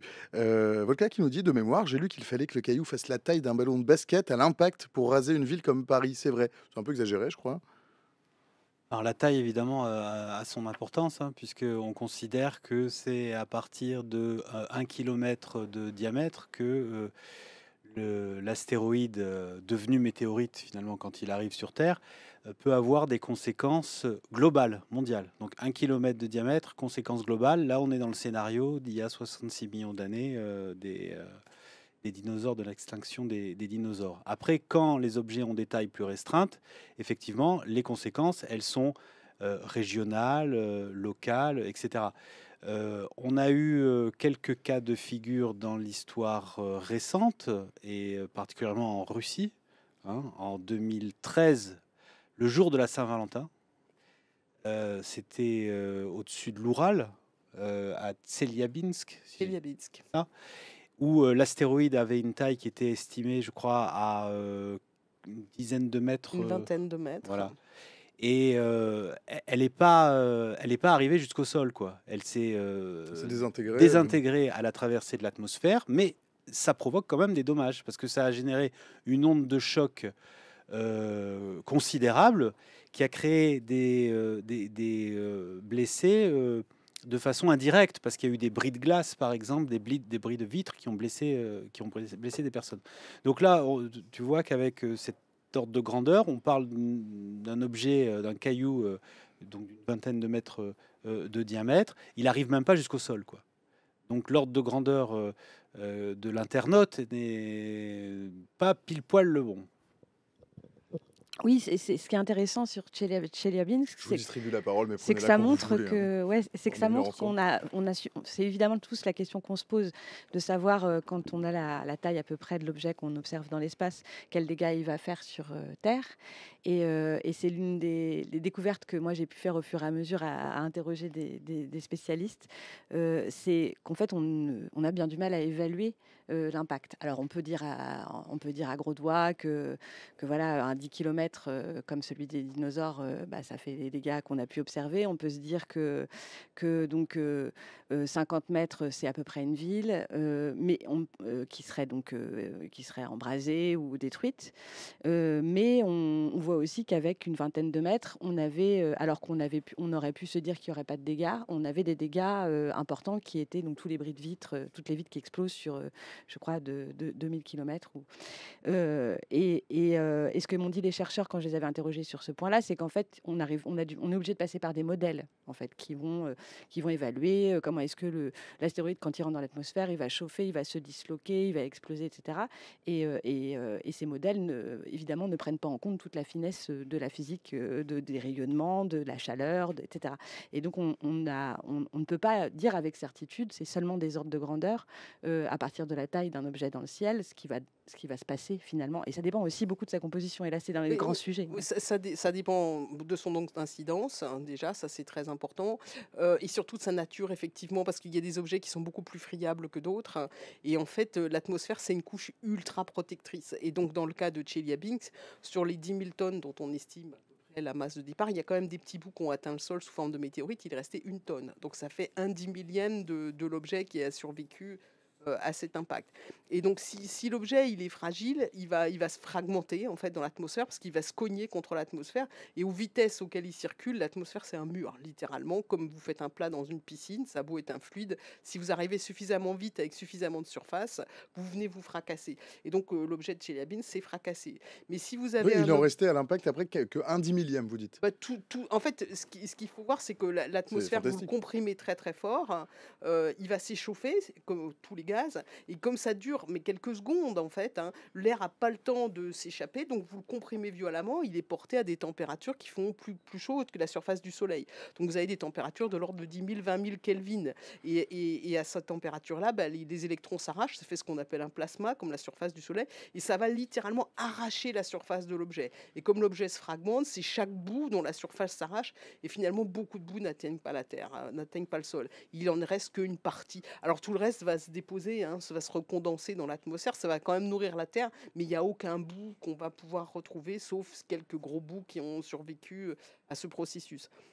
Et Chelyabinsk, c'était donc une météorite classique, en fait, une roche, en fait. Et donc, si vous donnez un coup de marteau, vous cognez une roche, elle va se casser en bout.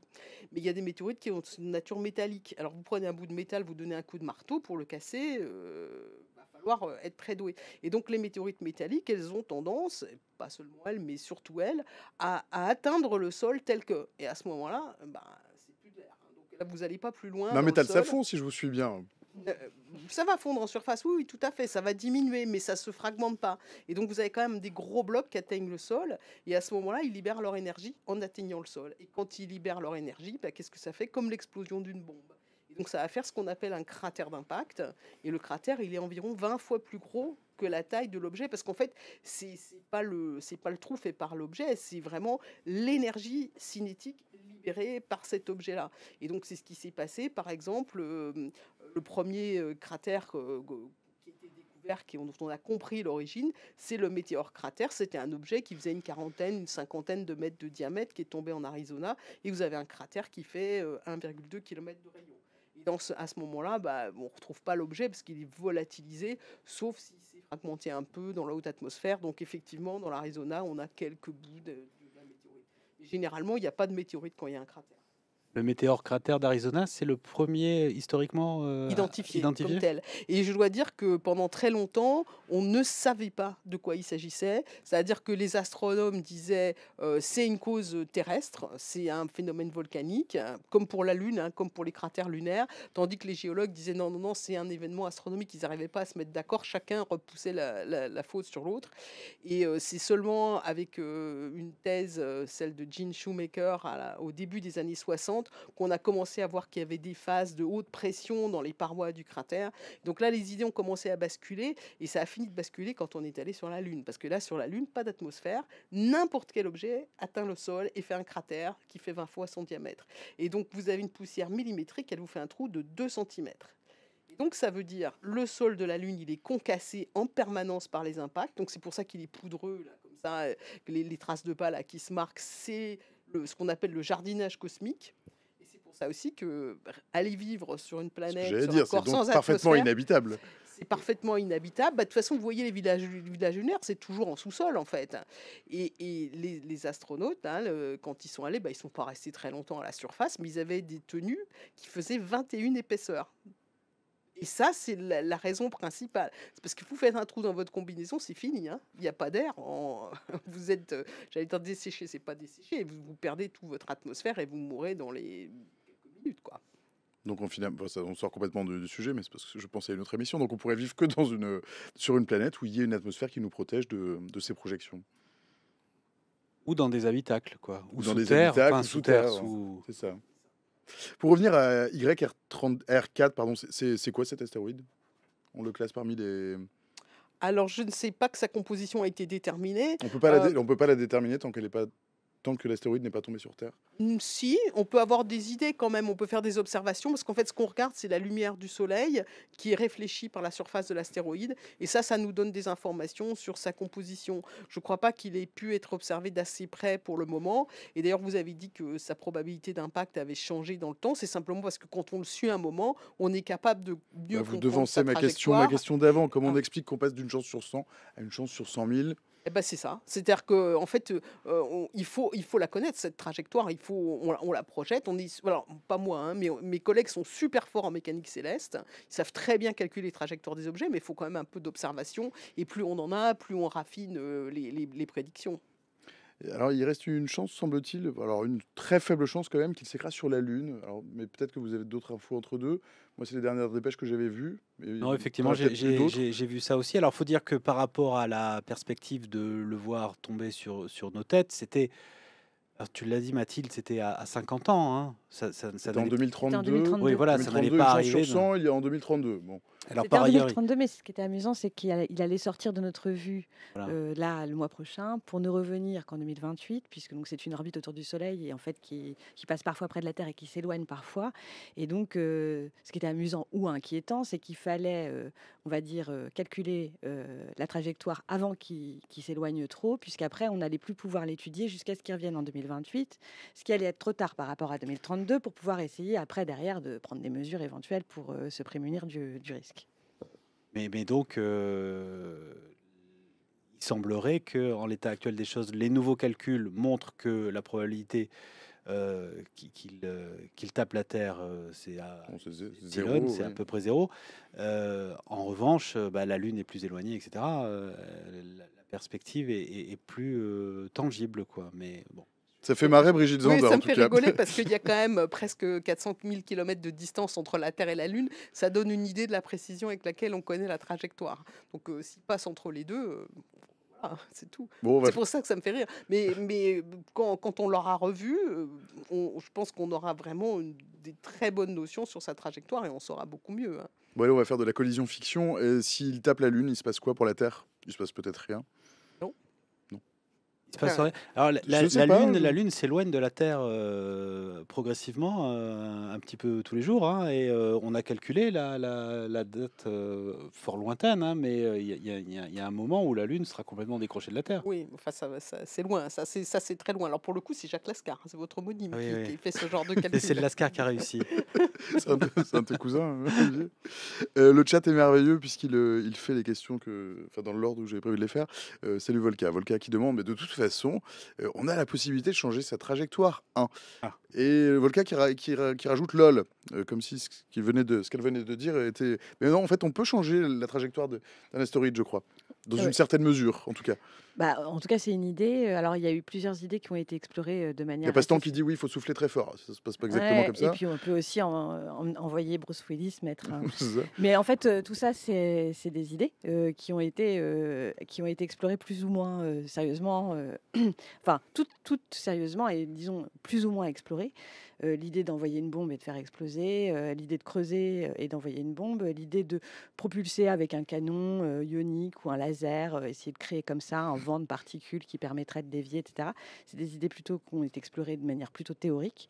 Mais l'idée de le dévier par impulsion, c'est-à-dire d'envoyer un bidule pour dévier, enfin comme une boule de billard en fait, hein, ça c'est une idée qui a été pour le coup explorée de manière très concrète, puisque ça a fait l'objet d'une mission qui s'appelle la mission DART, et qui est en quelque sorte encore en cours, puisqu'elle est doublée d'une autre mission qui s'appelle ERA, et qui va aller observer ce petit cratère qui a été fait. Donc cette mission, en l'occurrence, elle est partie, donc c'est une sonde spatiale, une petite boîte de conserve qui est partie en 2021, qui a mis 1 an à atteindre un astéroïde. Il faut imaginer que c'est un tout petit objet qui va rejoindre une destination. C'est un satellite un peu comme un satellite de télécommunication, quoi. Enfin, c'est une petite sonde spatiale qui s'est Quoi, c'est propulsée. la taille d'un frigo, quoi. Oui, c'est ça, c'est la taille d'un frigo. C'est un Et donc, frigo elle est qui part allée rencontrer à et qui a été lancée dans une mission suicide volontairement, quoi. Elle a été envoyée vers un astéroïde. Alors, plus précisément, vers un couple d'astéroïdes, donc 2 astéroïdes qui tournent l'un autour de l'autre, en gravitant l'un autour de l'autre, un plus gros et un plus petit.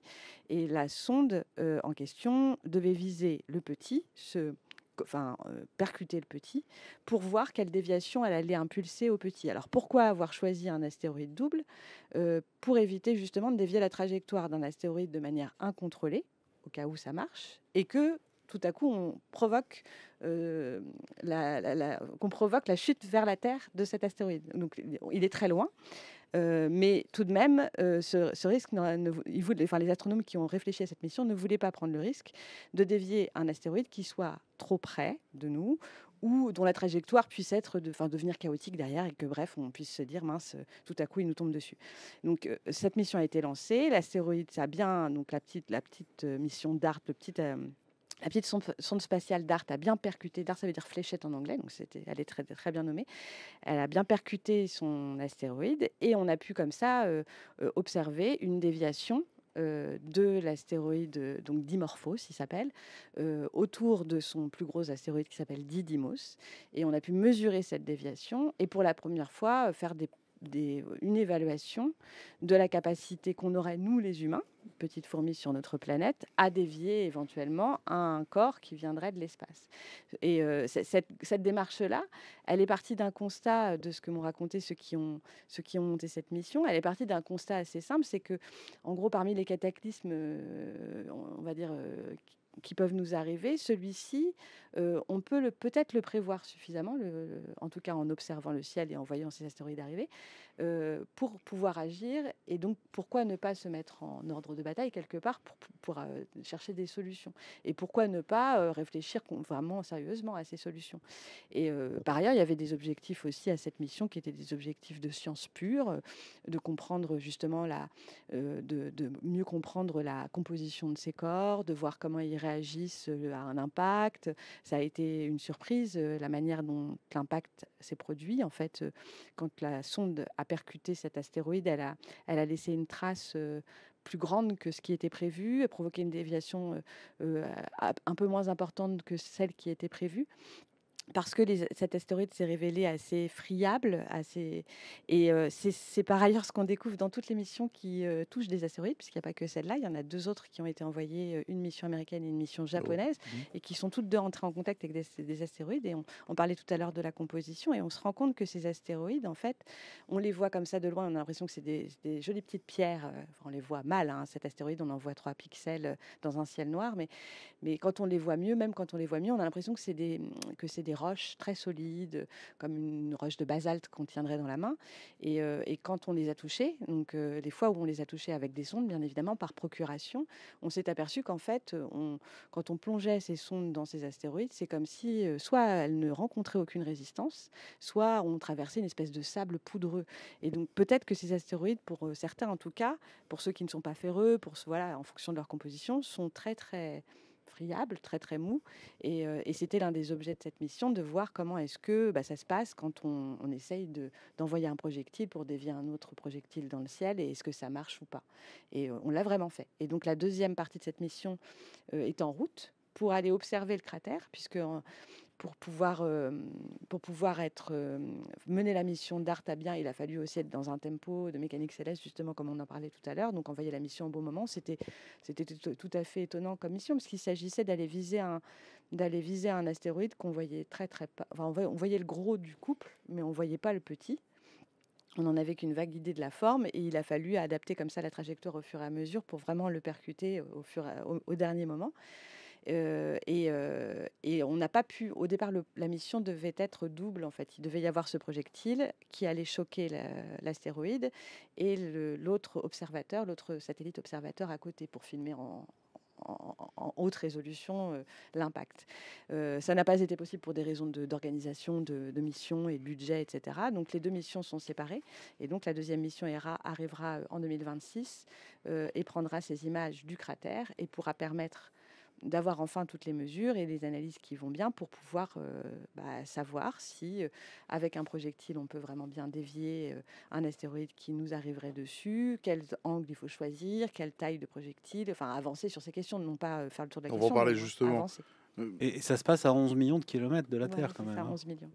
D'ailleurs, c'est une paille, 11 millions. En fait, ce que je disais tout à l'heure, nos collègues sont hyper forts en mécanique céleste. Moi, c'est comme la mission où on a posé un lander, un Philae, sur une comète, mais c'est merveilleux, quoi. D'autant que moi, j'ai assisté à l'atterrissage. Il y avait un des ingés de la mission qui racontait, quand on lui en a parlé la première fois, où il dit, bon, alors, à quoi ça ressemble? On ne sait pas. À quoi c'est le sol? Bon, on ne sait pas. En fait, ils ne savaient rien. Ils avaient vraiment vu les images de la comète de Halley partant de brouillard la nuit, là, une espèce de truc vague. C'est tout ce qu'ils savaient sur les noyaux cométaires, en fait. Quand ils ont lancé la mission, parce qu'elle a mis 10 ans pour y aller. Ça, c'était Rosetta, c'était la mission Rosetta. Il faut rappeler un petit peu, pour ceux qui nous rejoignent, qui n'étaient peut-être pas encore déjà sur France Info à ce moment-là, ça date un peu maintenant. Donc effectivement, il s'agit de la mission Rosetta qui d'aller observer la comète, la fameuse comète Chury, et qui a posé effectivement un lander là-dessus. Et moi, je trouve que c'est une mission absolument incroyable, puisqu'il y a 10 ans de trajet pour y aller. Donc, il faut être vraiment en mécanique céleste, il faut être incroyablement bon, et je pense que nos collègues sont incroyablement bons. Si vous avez vu aussi les trajets de la sonde Osiris-Rex qui est allée sur un astéroïde, sur l'astéroïde Bennu récemment, mais le nombre de tours qu'ils ont fait autour pour observer la surface, l'assistance avec tous les corps qui ont dévié la trajectoire, c'est juste incroyable ce que nos collègues sont capables de faire. Alors ils sont très très bons en mécanique céleste, ils ont aussi maintenant accès à des ordinateurs qui sont ultra puissants, qui ont quand même un peu changé aussi la manière dont on travaille maintenant par rapport à la manière dont on travaillait il y a 50 ans. Et les internautes se souviennent peut-être des images que Philae a faites sur Chury, qui c'est digne de Kubrick. Hein, c'était très émouvant quand on a découvert ces images-là, très anguleuses justement. Hein, ça va complètement dans le sens de ce que dit Mathilde, où de loin on a l'impression de quelque chose avec une belle rotondité. C'est un relief très simple. Et en fait, quand Philae nous a montré in situ à quoi ça ressemblait, c'est un paysage dentelé, anguleux. assez terrifiant, quoi. Hein. Oui, terrifiant, hein, très Et austère. d'ailleurs, je crois que Philae a eu des problèmes pour se poser un. Il n'a pas eu les 4 fers en l'air, mais il y avait une patte dans le vide. Enfin, c'était un peu de bric et de broc. C'est les crampons qui n'ont pas bien fonctionné et ça m'a vraiment énervé que les gens disent la mission n'a pas marché, mais moi c'était déjà incroyable la manière dont cette mission a fonctionné. Je trouve que c'est extraordinaire. Donc effectivement, ça s'est pas tout à fait bien passé à l'atterrissage, mais c'était un tel prodige, c'est une histoire merveilleuse. Et la mission japonaise a eu des péripéties aussi, et ces missions en ont quelque part à chaque fois. Elle s'est accrochée, elle devait s'approcher pour pouvoir prélever un échantillon de l'astéroïde Ryugu, et elle s'est approchée, elle n'a pas réussi à s'accrocher, elle est repartie, ils ont dû réfléchir pour savoir comment se réapprocher, ne pas, et finalement recalculer en fait, ils ont fait tout en temps réel et ça a été haletant. Alors, moi, j'ai adoré suivre ça chaque jour au quotidien, toutes les péripéties, jusqu'à ce qu'ils arrivent finalement à prélever une partie de cette matière extraterrestre qui est revenue sur Terre. Parce que c'est ça aussi dont il faut se rendre compte, c'est que ces 2 missions, Osiris-Rex et Hayabusa 2, en l'occurrence, qui sont allés voir 2 astéroïdes différents, pratiquement simultanément, sont revenus sur Terre et ont ramené leur petite matière extraterrestre. Et c'est ce qui nous permet aussi, après, derrière, de pouvoir parler de cette matière, de pouvoir en dire quelque chose. En plus donc de ces moments où la sonde va être en contact avec la matière extraterrestre, donc cette matière d'astéroïde, il y a aussi le fait de le ramener. Et par rapport au recueil de météorites, c'est quand même très différent, puisque vous décriviez tout à l'heure tout ce processus de passage dans l'atmosphère qui va changer complètement la matière qu'on va avoir à la fin. Et donc, c'est très difficile de pouvoir déduire. Je me rappelle, par exemple, qu'en discutant avec des chercheurs, il y avait cette grande question de quand on trouve une météorite, on aimerait bien évidemment pouvoir la raccrocher systématiquement à un endroit dans le ciel où c'est le grand jeu de la science des météorites, c'est de savoir, celle-ci, je l'ai dans la main, c'est quoi dans le ciel? Est-ce que c'est ici ou là, dans le système solaire? Est-ce que ça vient de Mars? Et si on pouvait évidemment connecter tout ce qu'on a sur Terre avec leur emplacement originel et retracer toutes les transformations qui a eu lieu dans l'atmosphère, on aurait comme ça, je sais pas, une description pas à pas de toute l'histoire du système solaire, quoi. C'est surtout, à vrai dire, l'histoire du système solaire, elle est très brève. Hein, parce que les renseignements qu'on a avec les météorites, c'est celles qui ont très peu évolué depuis cette époque-là. Tout se passe dans les premières dizaines, voire centaines de millions d'années. Et après, les astéroïdes, c'est des petits corps, ils évoluent plus, hein, ça se fige. Voilà. Mais effectivement, le challenge des météorites, c'est de savoir de quel corps ça vient et de les retracer. Donc évidemment, une mission de retour d'échantillons, c'est beaucoup plus riche.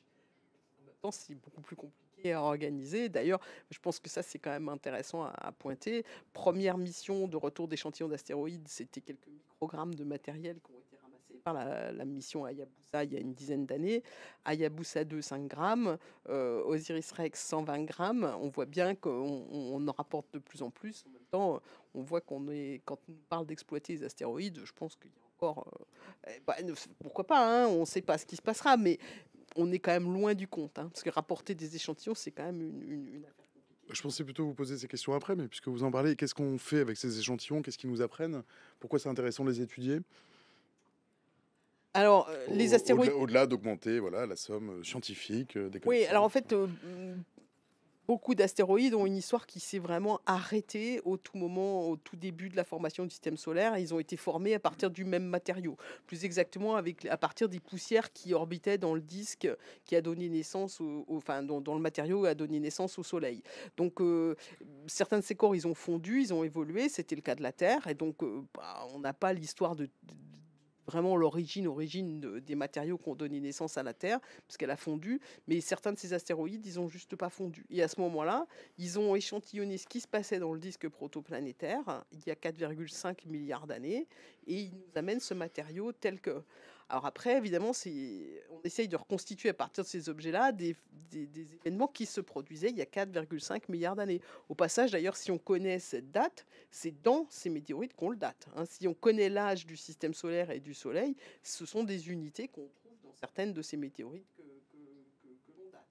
Et puis on retrouve aussi dans ces objets-là des grains qui préexistaient dans le disque protoplanétaire avant qu'il se forme, qui étaient formés au voisinage d'étoiles, qui se sont retrouvés piégés dans le disque, qui se retrouvent dans ces roches primitives et qu'on peut analyser. Donc on peut comparer ces objets aux prédictions des réactions des réactions nucléaires qui se produisent dans les étoiles. Donc on a vraiment des renseignements très compliqués, très parcellaires, où on a des processus qui se surimposent les uns sur les autres, mais c'est ça notre job, en fait, c'est d'essayer de reconstituer qu'est-ce qu'on sait sur les conditions dans lesquelles le Soleil s'est formé, à partir de quels matériaux, quelle température il faisait, quelle distance, etc. C'est le genre de renseignements qu'on ne peut avoir que par les météorites ou les astéroïdes ultra primitifs, comme ceux qui ont été les cibles de ces deux missions, ces deux astéroïdes très proches, hein, qui se ressemblent beaucoup. C'est pas un hasard. Alors, pour revenir, et là pour le coup, littéralement très près du sol, si on a un gros caillou qui se pointe vers la Terre, qu'est-ce qu'on devrait faire? Qu'est-ce qu'on pourrait faire? Si on, Et si est-ce qu'on on aurait sait- le temps de le faire déjà? Alors déjà, si c'est un gros caillou qui On va dire un gros ressemble... caillou inquiétant. Ouais, alors un gros caillou inquiétant, si c'en est un qui ressemble à ceux qui ont été visités par ces sondes, ce sont des matériaux qui sont ultra friables, tu l'as dit tout à l'heure, donc il y a toutes les chances pour qu'ils se détruisent dans l'atmosphère et qu'il se passe pas, il n'y ait pas grand-chose qui atteigne le sol. Maintenant, si on a un objet dont on sait qu'il est massif, l'idée c'est de faire ce qu'on a fait avec la mission DART, sachant que on pourra intervenir seulement si on le sait suffisamment tôt, hein. Il faut quand même, pour mettre une mission sur Ça prend pied, combien de temps une mission? il faut au moins une dizaine d'années, voire plus. D'ailleurs, tu as parlé de la mission ERA, tu as parlé des problèmes d'organisation. En fait, un des problèmes de la mission ERA, c'est que c'est l'Europe. 27 pays à mettre d'accord. Et donc, on parle des missions astéroïdales. Il y a eu la mission japonaise, la mission américaine. La première mission qui a été envisagée, c'était une mission française. C'était la mission, française et européenne. C'est la mission Marco Polo. Ils n'ont jamais réussi à agir suffisamment vite pour que la mission parte effectivement. Puis une fois qu'il y avait déjà une mission japonaise, une mission américaine, on leur a dit bon c'est bon là, vous collaborez avec ces gens-là et c'est fini. Parce que c'est pas si simple en fait d'organiser, de faire partir une mission. Et donc tout ça pour dire, si on sait qu'on a un astéroïde qui est potentiellement dangereux, va déjà falloir être sûr qu'il est dangereux. Et puis ensuite, il nous faut bien une dizaine d'années pour nous organiser et effectivement essayer de le dévier par des opérations comme celle de DART.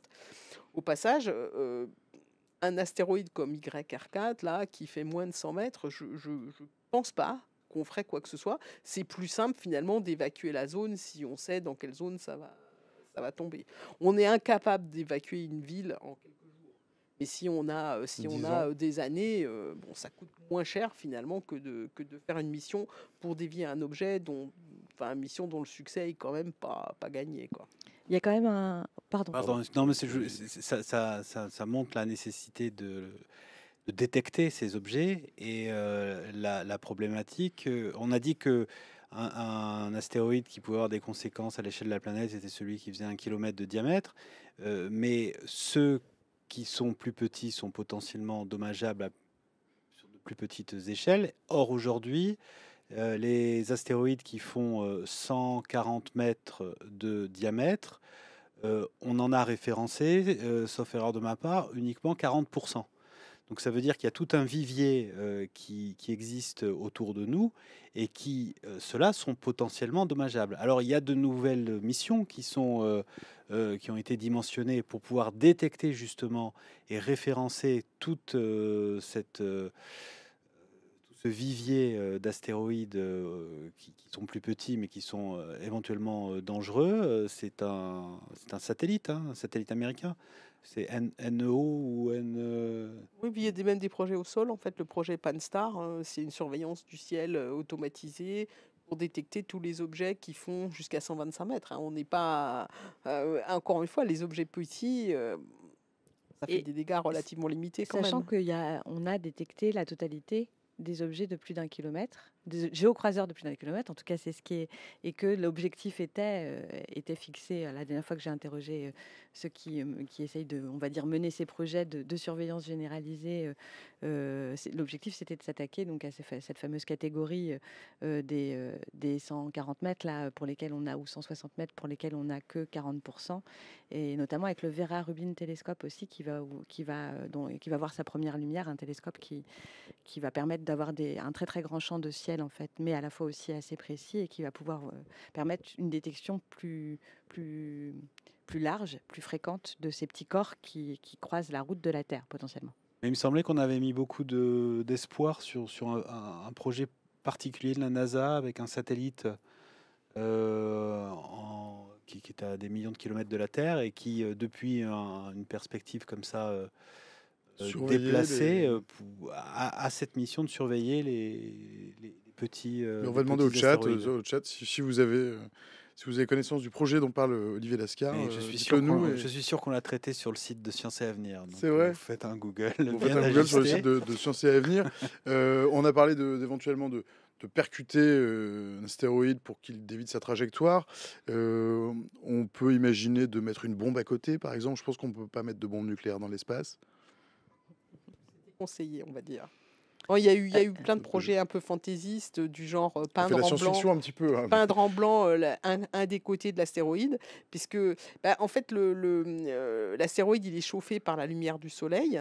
Si vous avez une surface qui réfléchit plus, il va émettre plus de photons et ça va le pousser un petit peu et donc ça va le petit à petit dévier sa trajectoire. C'est pareil, incroyable il faut ça. du temps. C'était un vrai Bah, en projet fait, ça d'aller oui, ripolliner moi j'en ai entendu parler. Maintenant, est-ce que Ouais. jusqu'où c'est allé, ça je peux pas vous dire. Mais en réalité, cet effet que les photons du côté qui vient du côté du Soleil, ils sont émis un petit peu plus vite. C'est ce qu'on appelle l'effet Yarkovsky. C'est ça qui fait que certains astéroïdes sont déviés à l'intérieur de la ceinture des astéroïdes, ce qui peut les amener dans des zones entre guillemets interdites en lien avec la gravitation de Jupiter et qui fait qu'ils sont éjectés vers l'intérieur ou vers l'extérieur du système solaire. Donc cet effet, on le connaît, on le connaît à l'œuvre. Donc il y a l'idée qu'on pourrait peut-être l'exploiter.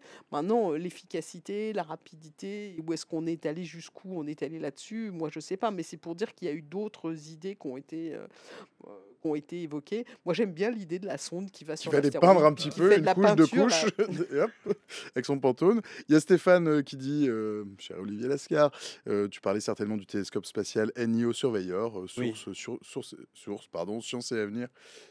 C'est Bravo. donc ça. Voilà. Bonne lecture. Il faut trouver des peintres astronautes, quoi, dit Volca. Est-ce qu'il y a des endroits où il y aurait plus de chances que des météorites tombent? Est-ce qu'il y a des corridors de chute d'astéroïdes? pas particulièrement, peut-être un petit peu plus au niveau de l'équateur qu'au niveau des pôles, mais c'est vraiment le hasard de ce que la Terre croise sur son trajet. Non, il n'y a pas de zone particulière. Après, quand il y a des restes, qu'il y a des météorites, il y a des endroits où on les trouve plus facilement. C'est-à-dire quand ça s'accumule dans des déserts, par exemple les déserts secs, hein, comme le désert du Chili, l'Atacama, ou les déserts glacés, on a plus de chances de les retrouver parce qu'il y a moins d'objets, parce que les météorites sont préservés. Donc on les retrouve spécifiquement dans certaines zones, mais non, il n'y a pas... tout ça, c'est statistique, c'est ce que la Terre croise sur son trajet. C'est vrai qu'on a cité la météorite du 14 février de la Saint-Valentin, Tcheliabinsk. Il y a Tunguska. Il y en a une en Oural en décembre dernier. Donc c'est vrai qu'on avait l'impression... Moi, à un moment donné, je me suis dit, tiens, ça tombe en particulier sur la Russie. En fait, ça tombe en particulier sur les pays les plus grands, quoi. Oui, ce sont ceux sur c'est lesquels logique. on Et a en le plus de chance particulier de les dans l'eau, trouver. mais Et dans l'eau, c'est-à-dire 2/3 de la planète, de la surface de la planète, c'est de l'eau. Donc il y a quantité d'événements qu'on voit pas, qu'on va jamais détecter. Là, l'événement de Tunguska, voilà, ça c'est quand même un événement aussi En fait, homérique. c'est un événement homérique. En réalité, l'objet, on pense que l'objet à l'origine de cet phénomène faisait à peu près 40 mètres, comme dans le cas du météore cratère, 40-50 mètres, comme dans le cas du météore cratère. Mais au lieu qu'il s'agisse d'une météorite de fer, c'était probablement une météorite silicatée, donc une roche, donc avec des joints de grains, et quelque chose qui se fragmente très bien dans l'atmosphère. Et donc à ce moment-là, qu'est-ce qui se passe? Le caillou, quand il se heurte à l'atmosphère, il se casse, il libère beaucoup d'énergie, c'est ça qui fait le souffle. C'est ça qu'on a vu à l'œuvre à Tcheliabinsk. Là, ça s'est passé à proximité d'une ville. En fait, c'était pas juste à l'aplomb de la ville, c'était quand même à une trentaine de kilomètres, hein, l'épicentre de la ville de Tcheliabinsk. Mais c'était suffisant pour que le souffle effectivement les vitres de la ville. Tunguska, on pense que c'est la même chose qui s'est passé. Et ça a détruit les arbres, ça a couché les arbres. C'est dans un désert, hein, enfin, avec des arbres, mais il n'y avait personne, des moustiques. Et ça a couché les arbres sur une rayon d'une vingtaine de kilomètres. Ça a fait pas mal de dégâts sur une rayon, alors je ne me rappelle plus, dans une soixantaine de kilomètres. Et puis le son s'est entendu à 1500 kilomètres à la ronde. Mais ce qui est plus étonnant, c'est qu'en fait, si vous regardez, il y a une carte sur le site de Wikipédia qui est très bien, qui montre ça très bien. Mais vous imaginez si le caillou, il était arrivé juste 3 heures plus tard, sous l'épicentre, qu'est-ce qu'il y a? Il y a Saint-Pétersbourg. Là, je peux vous dire que ça aurait détruit la ville pour le coup. Là, on en 1908. parlera hein. encore. Oui, c'est 1908. Le dimanche 16 août 2020, chers amis, l'astéroïde 2020 QG est passé à proximité de la Terre. Il n'a été identifié que 6 heures avant de passer au plus près de notre planète. Pourquoi il y a des astéroïdes qu'on ne parvient pas à repérer? La plupart, on les repère pas en fait, hein. Et on les découvre au moment où ils arrivent. C'est seulement il y a seulement eu 8 fois où on a découvert un astéroïde qui, au moment où il allait impacter la Terre, quelques heures avant. Et je dois dire qu'au moins 3 fois, c'est la même personne qui surveille les astéroïdes, hein. C'est une erreur métier. humaine. Non, c'est son métier. Il s'appelle Christian Chanerski et il est à l'observatoire Konkoly, voilà, en Hongrie. Et donc 3 fois, il a annoncé qu'il y a un caillou qui allait percuter la Terre. Le problème, c'est que vous regardez, vous cherchez quelque chose qui est tout petit, qui est très loin. Et très noir. Et très noir. Et donc, par exemple, la météorite qui est tombée en Normandie il y a 2 ans, qui s'appelle Saint-Pierre-le-Viger, maintenant, il l'avait annoncé 7 heures avant. Et moi, je trouve que c'est extraordinaire parce qu'il a quand même réussi à détecter un caillou qui faisait moins d'1 mètre de diamètre, qui était à la moitié de la distance Terre-Lune, là, et à repérer cet objet et à dire celui-là, il vient vers nous, il est pour nous. C'est quand même fort, je trouve. Et alors, ça me. Ce qui m'intrigue, c'est la question des statistiques, justement. C'est-à-dire, quelle est la probabilité que ce type d'événement survienne? Parce que le satellite dangereux de 1 km de diamètre, il me semble qu'on avait établi que ça pouvait arriver une fois tous les 500 000 ans. 1 kilomètre de diamètre? Ah non, c'est plus que ça. C'est beaucoup plus que 500 000 ans. Je pense que ça se chiffre. Ça se chiffre en millions, voire dizaines de millions d'années. Parce que si le dernier en date, c'est les dinosaures à 66 millions, Donc c'est 10 km les dinosaures et je crois que la statistique c'est tous les 100 millions d'années pour les dinosaures. Voilà, tous les c'est 100 ça. millions Ouais, d'années. c'est Bon, ça. donc Voilà. on a Donc, encore comme un on peu... est les 66 Ouais, millions bah d'années, après, la donc la statistique- statistique nous La dit qu'il statistique, faut c'est la bon statistique. pour- Ouais. La statistique, c'est la statistique. C'est la probabilité moyenne. Après, ça vous dit pas qu'il peut pas y en avoir l'un derrière l'autre. Ouais, hein, donc on ça- est quand même dans l'effet de bord, là, non? Dans le trait du crayon, hein. Il y a Volca qui nous dit, encore Volca, salut Volca, je pense que c'est pour vous Brigitte, et Volca qui dit mais il faut qu'il dorme Christian, vous parliez de Christian, et Volca qui rajoute mais genre il n'y a qu'un gars pour surveiller le ciel, ça me fait un peu Non, il y a peur. d'autres gens Il n'y qui a pas font- une seule personne qui surveille le ciel bien sûr. Non, il n'y a pas qu'une seule personne qui fait ça, mais lui, c'est vraiment un passionné, il est super. Et moi, je l'ai rencontré et en fait, il nous a montré des photos de sa découverte. Et en fait, il se va là avec son ordi partout, et installé sur le canapé, sur le machin, à la maison. Il rentre le soir, il ramène son truc. C'est un Français? Non, c'est un Hongrois. Et il surveille, et en fait, il surveille ça même quand il n'est pas dans son observatoire. Il a des machines qui surveillent, et lui, il guide ça, il les guide depuis Là comment chez il bosse lui. donc très concrètement, qu'est-ce que... Je sais pas, moi c'est un astronome, hein, c'est pas moi, c'est pas vraiment mon métier. Moi je l'ai croisé. Je trouve qu'il est, c'est quelqu'un qui a l'air très très gentil, très passionné, mais il passe beaucoup de temps à surveiller le ciel. C'est extraordinaire, hein, d'en avoir trouvé 3 sur les 8 qui ont été trouvés, c'est quand même très fort. Mais c'est vrai qu'il y a toute cette communauté à la fois des astronomes professionnels dont le métier est de surveiller le ciel, d'observer, etc. et qui donc font des détections comme ça au fur et à mesure de leurs observations. Et il y a aussi une énorme communauté mondiale, l'astronome amateur, qui réagit de manière hallucinante, hein. On le voit à chaque fois qu'il y a une détection comme ça. Ça commence par quelqu'un, et parfois c'est d'ailleurs un amateur qui commence par découvrir le corps.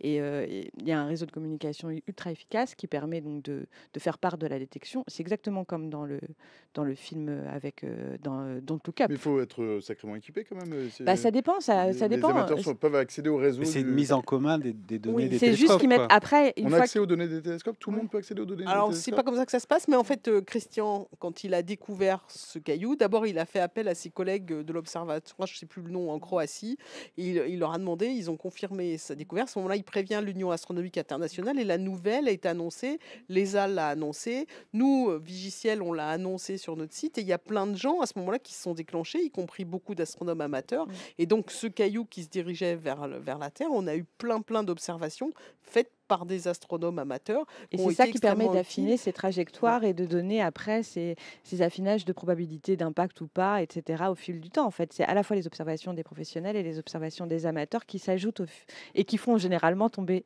le risque, la probabilité d'impact à zéro. Alors Assez là, en vite. l'occurrence, il s'agissait d'une découverte d'un objet qui allait impacter la Terre tout de suite. Donc on avait 7 heures, mais donc on a eu plein d'observations faites par des astronomes avec leurs télescopes, y compris beaucoup d'astronomes amateurs, mais aussi des astronomes professionnels.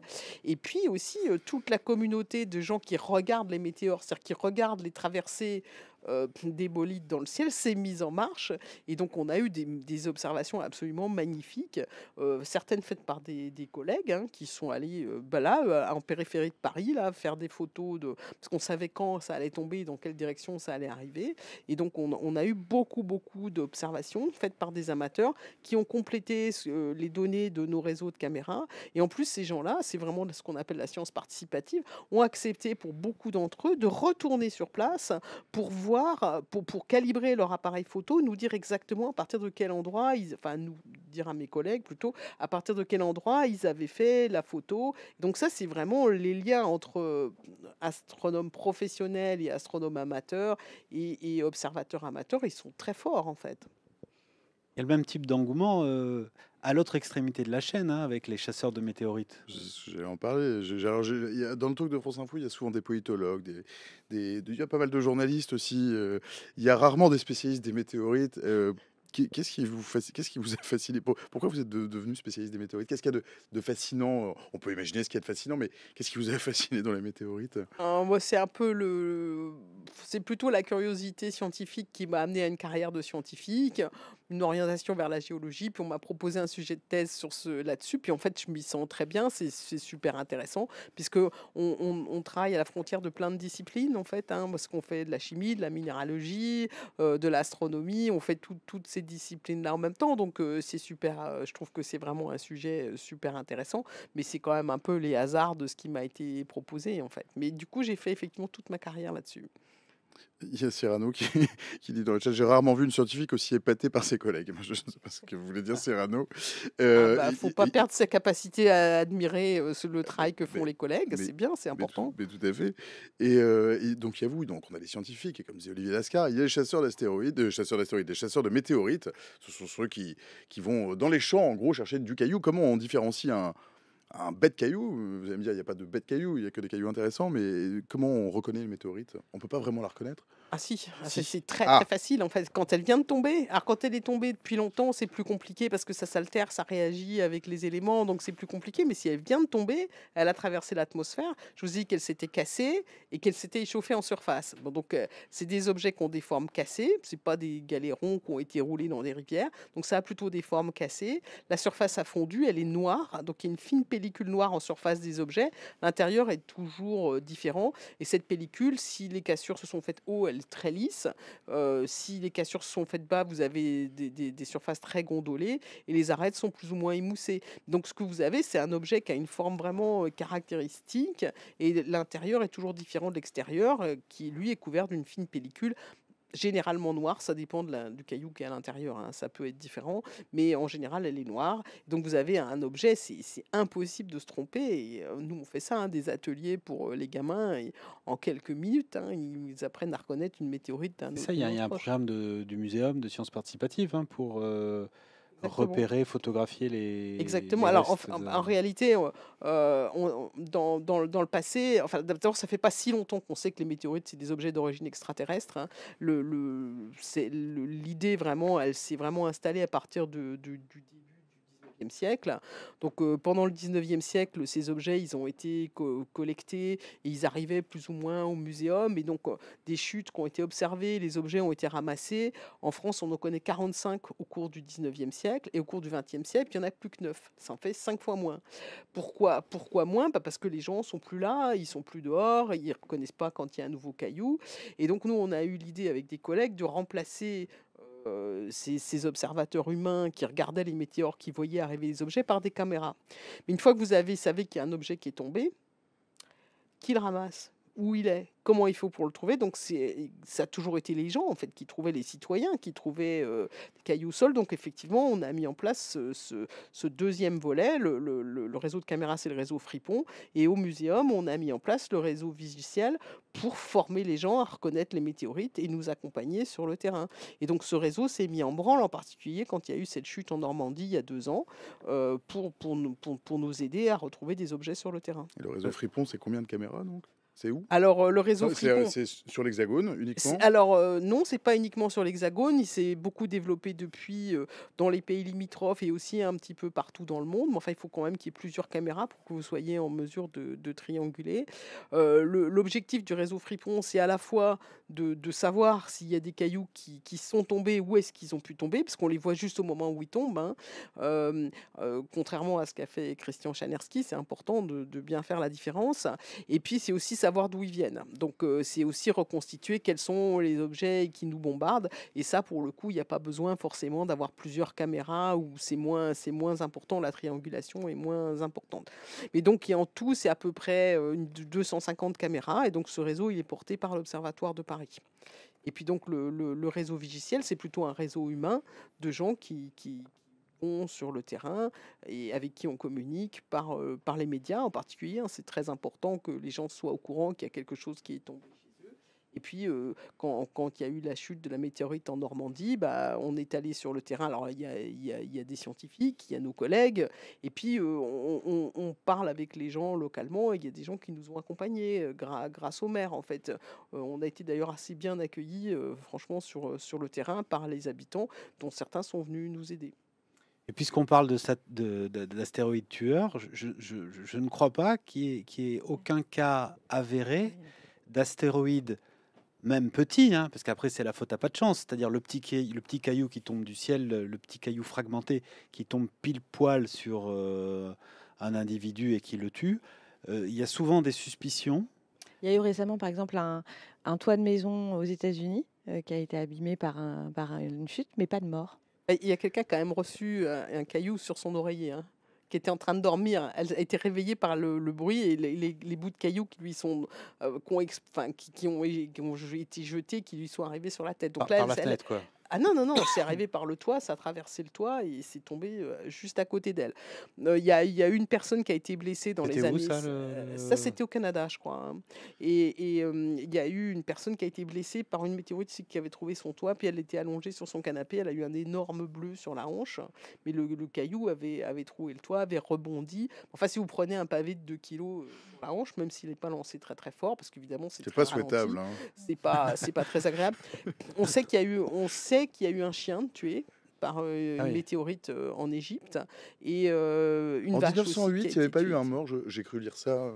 1908, c'est Tunguska. C'est l'événement de la Tunguska, il n'y a pas eu de mort. Je me demande si finalement on s'est pas rendu compte qu'il y avait eu un mort. Ah, peut-être. Je crois qu'on l'a écrit un mort. Je le dis comme ça, un mauvais journaliste, je ne cite pas ni je suis pas sources comme un bref. Mais dans l'événement pour le coup, l'événement de Tcheliabinsk, puisqu'il y a eu cet énorme souffle qui a soufflé la moitié des vitres de la ville, il y a quand même une personne qui a été jetée par terre dans un escalier et qui s'est cassé la colonne vertébrale. Ça commence à toucher à des accidents quand même très graves. Il y a eu 2 accidents graves. Alors, l'heure tourne, et puis c'est promis, on va pas finir sur cette question-là, parce qu'on va finir probablement, je sais pas, on va trouver un peu de rêve dans tout ça, on a déjà pas mal trouvé. Cependant, il y a Cyrano, salut Cyrano, qui demande est-ce que ces précieux services dont vous parliez, Brigitte, sont menacés par les économies à venir? Le financement de ces études est-il sécurisé? J'ai lu chez des confrères, vous donniez une interview, je me rappelle plus le quotidien, et vous disiez l'essentiel de mon temps, c'est quand même d'aller chercher des financements. C'était il y a longtemps, c'était en 2018. Ça n'a pas changé. C'est quelque part dans mes fiches. C'est pas très intéressant, mais vous confirmiez avoir dit ça. Je me souviens pas l'avoir dit, mais c'est tout à fait possible qu'effectivement la vie de chercheur au cours de ma carrière. Dans un entretien à l'AFP en 2015, pardonnez-moi, pour être honnête, la partie recherche, c'est-à-dire l'étude des échantillons, c'est ce que je fais quand j'ai le temps. Confie Brigitte Zanda, c'est vous. Il me semble, comme nombre de ses collègues, Brigitte Zanda déplore de devoir dépenser beaucoup d'énergie à chercher du financement. Ça, c'est vrai. Et je vous signale que nous, pour le moment, on n'est pas trop menacés comparé à nos collègues américains. Ce qui va se passer aux États-Unis, ce qui est en train de commencer à se passer, l'avenir de toute cette discipline et des autres disciplines scientifiques, on peut vraiment se poser des questions.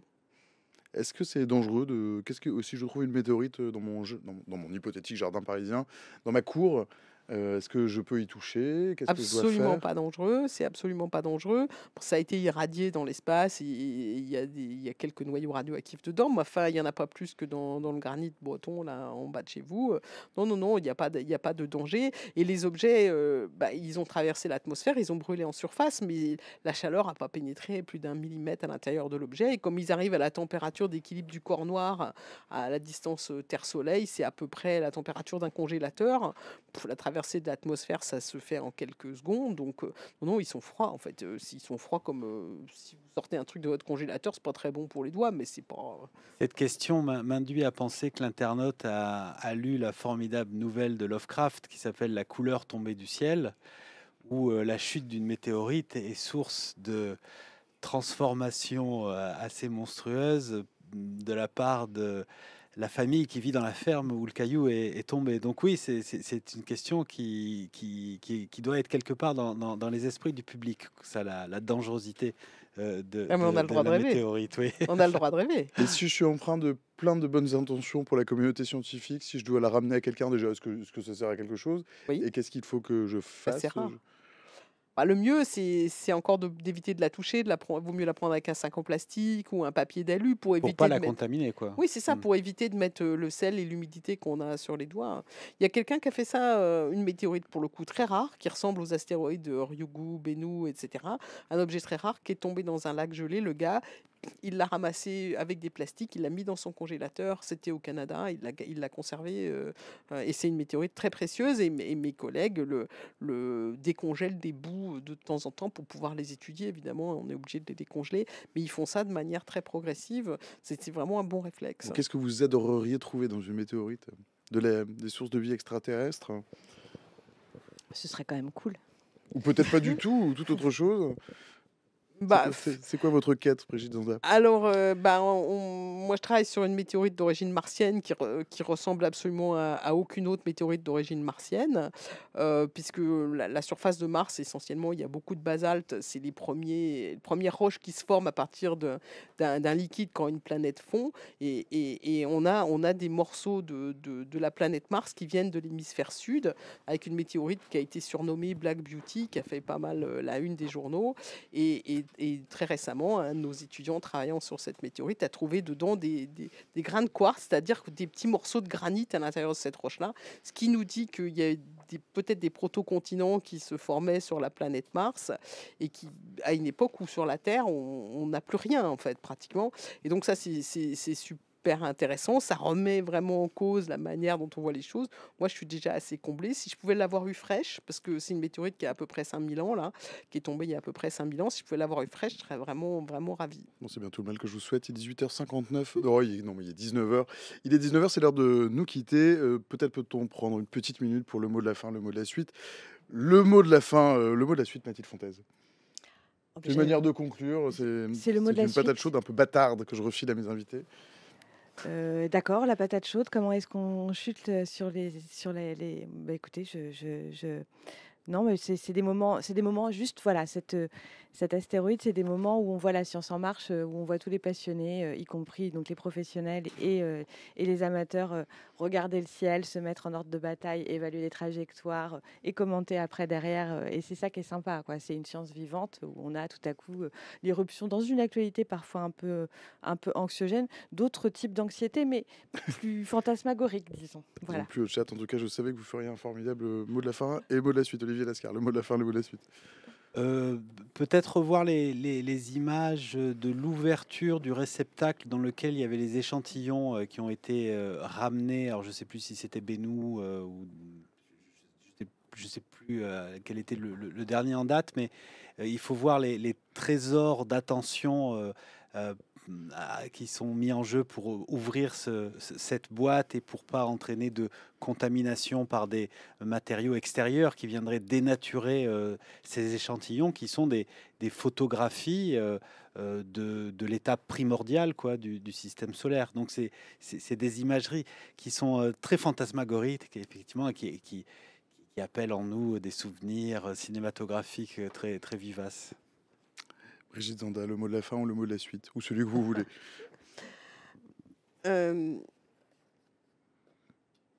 En fait, effectivement, l'actualité, en ce moment, elle est plutôt anxiogène, surtout si on considère ce qui se passe aux États-Unis. Et faire de la science, c'est vraiment une manière de se rendre compte qu'on est quand même très petit, pas grand-chose, un petit moment dans le temps, et essayer de comprendre des phénomènes qui nous dépassent complètement. En fait, c'est super. Moi, j'ai beaucoup de plaisir à ça. C'était un plaisir largement partagé en tout cas. 19h02, passé de 13 secondes. Allez, merci à tous les trois. C'est la fin de ce stream. Merci d'avoir suivi, vous, dans le chat. Pour ceux qui ont raté le début, qui veulent le partager à leurs copains, leurs copines, leurs voisins, leurs voisines, leurs mamans, que sais-je, leur tati préférée, le stream est dispo en replay sur Twitch et sur YouTube, ainsi que sur le site de France Info. Le site de France Info, c'est franceinfo.fr. Vous le savez, bien sûr. Le stream est aussi disponible en podcast sur la plateforme de Radio France. La discussion se poursuit peut-être ce soir, si j'ai le courage, sur Discord. Sinon, ce sera demain. Jules va certainement mettre le lien dans le chat. Merci à vous dans le chat, bien sûr. Merci pour vos questions, vos humeurs vagabondes, colériques, enthousiastes, toutes vos super questions. C'est toujours chouette de vous lire et de vous savoir, bien sûr, fidèle au rendez-vous. Merci aussi à Jérém à la modée. Merci à ma droite, à Pascal à la réalisation. Merci à Camille à la programmation. Camille, je crois qu'on se retrouve déjà demain soir, 17h, 19h, comme tous les jeudis soirs, avec, je crois, une louchée de Royaume-Uni, une pincée de Donald Trump et une grande brassée de Corée du Sud. Exactement, c'est ça. Alors pour demain. Je m'attendais à ce que tu me dises non. Non, tout à fait. Tout à fait, Ludo. C'est démission en cascade, refus de répondre aux requêtes, piratage aux États-Unis, les contestations contre Elon Musk et ses méthodes set-off, le Dodge, l'entité dirigée par Elon Musk a déjà licencié plus de 20 000 employés d'agences gouvernementales depuis le retour de Donald Trump à la Maison-Blanche le 20 janvier. Comment s'opère cette résistance de la société civile? C'est ce que nous tâcherons de voir demain, et nous partirons ensuite en Corée. Bien que la vague culturelle ait conquis la planète, en matière de soft power en interne, le pays fait face à un chamboulement politique. Nous pencherons avec nos experts sur la dernière ligne droite, notamment de la décision du président sud-coréen. Merci Camille Rio, programmateur du stream. Et puis Camille, t'inquiète, hein, bientôt l'acquis. C'est une grosse journée pour Camille aujourd'hui. Rendez-vous donc demain, chers amis, même endroit, même heure, 17h, 19h, pas vraiment de bonheur. Bien sûr, de bonne humeur. Je vous souhaite une excellente soirée à toutes et tous. Salut.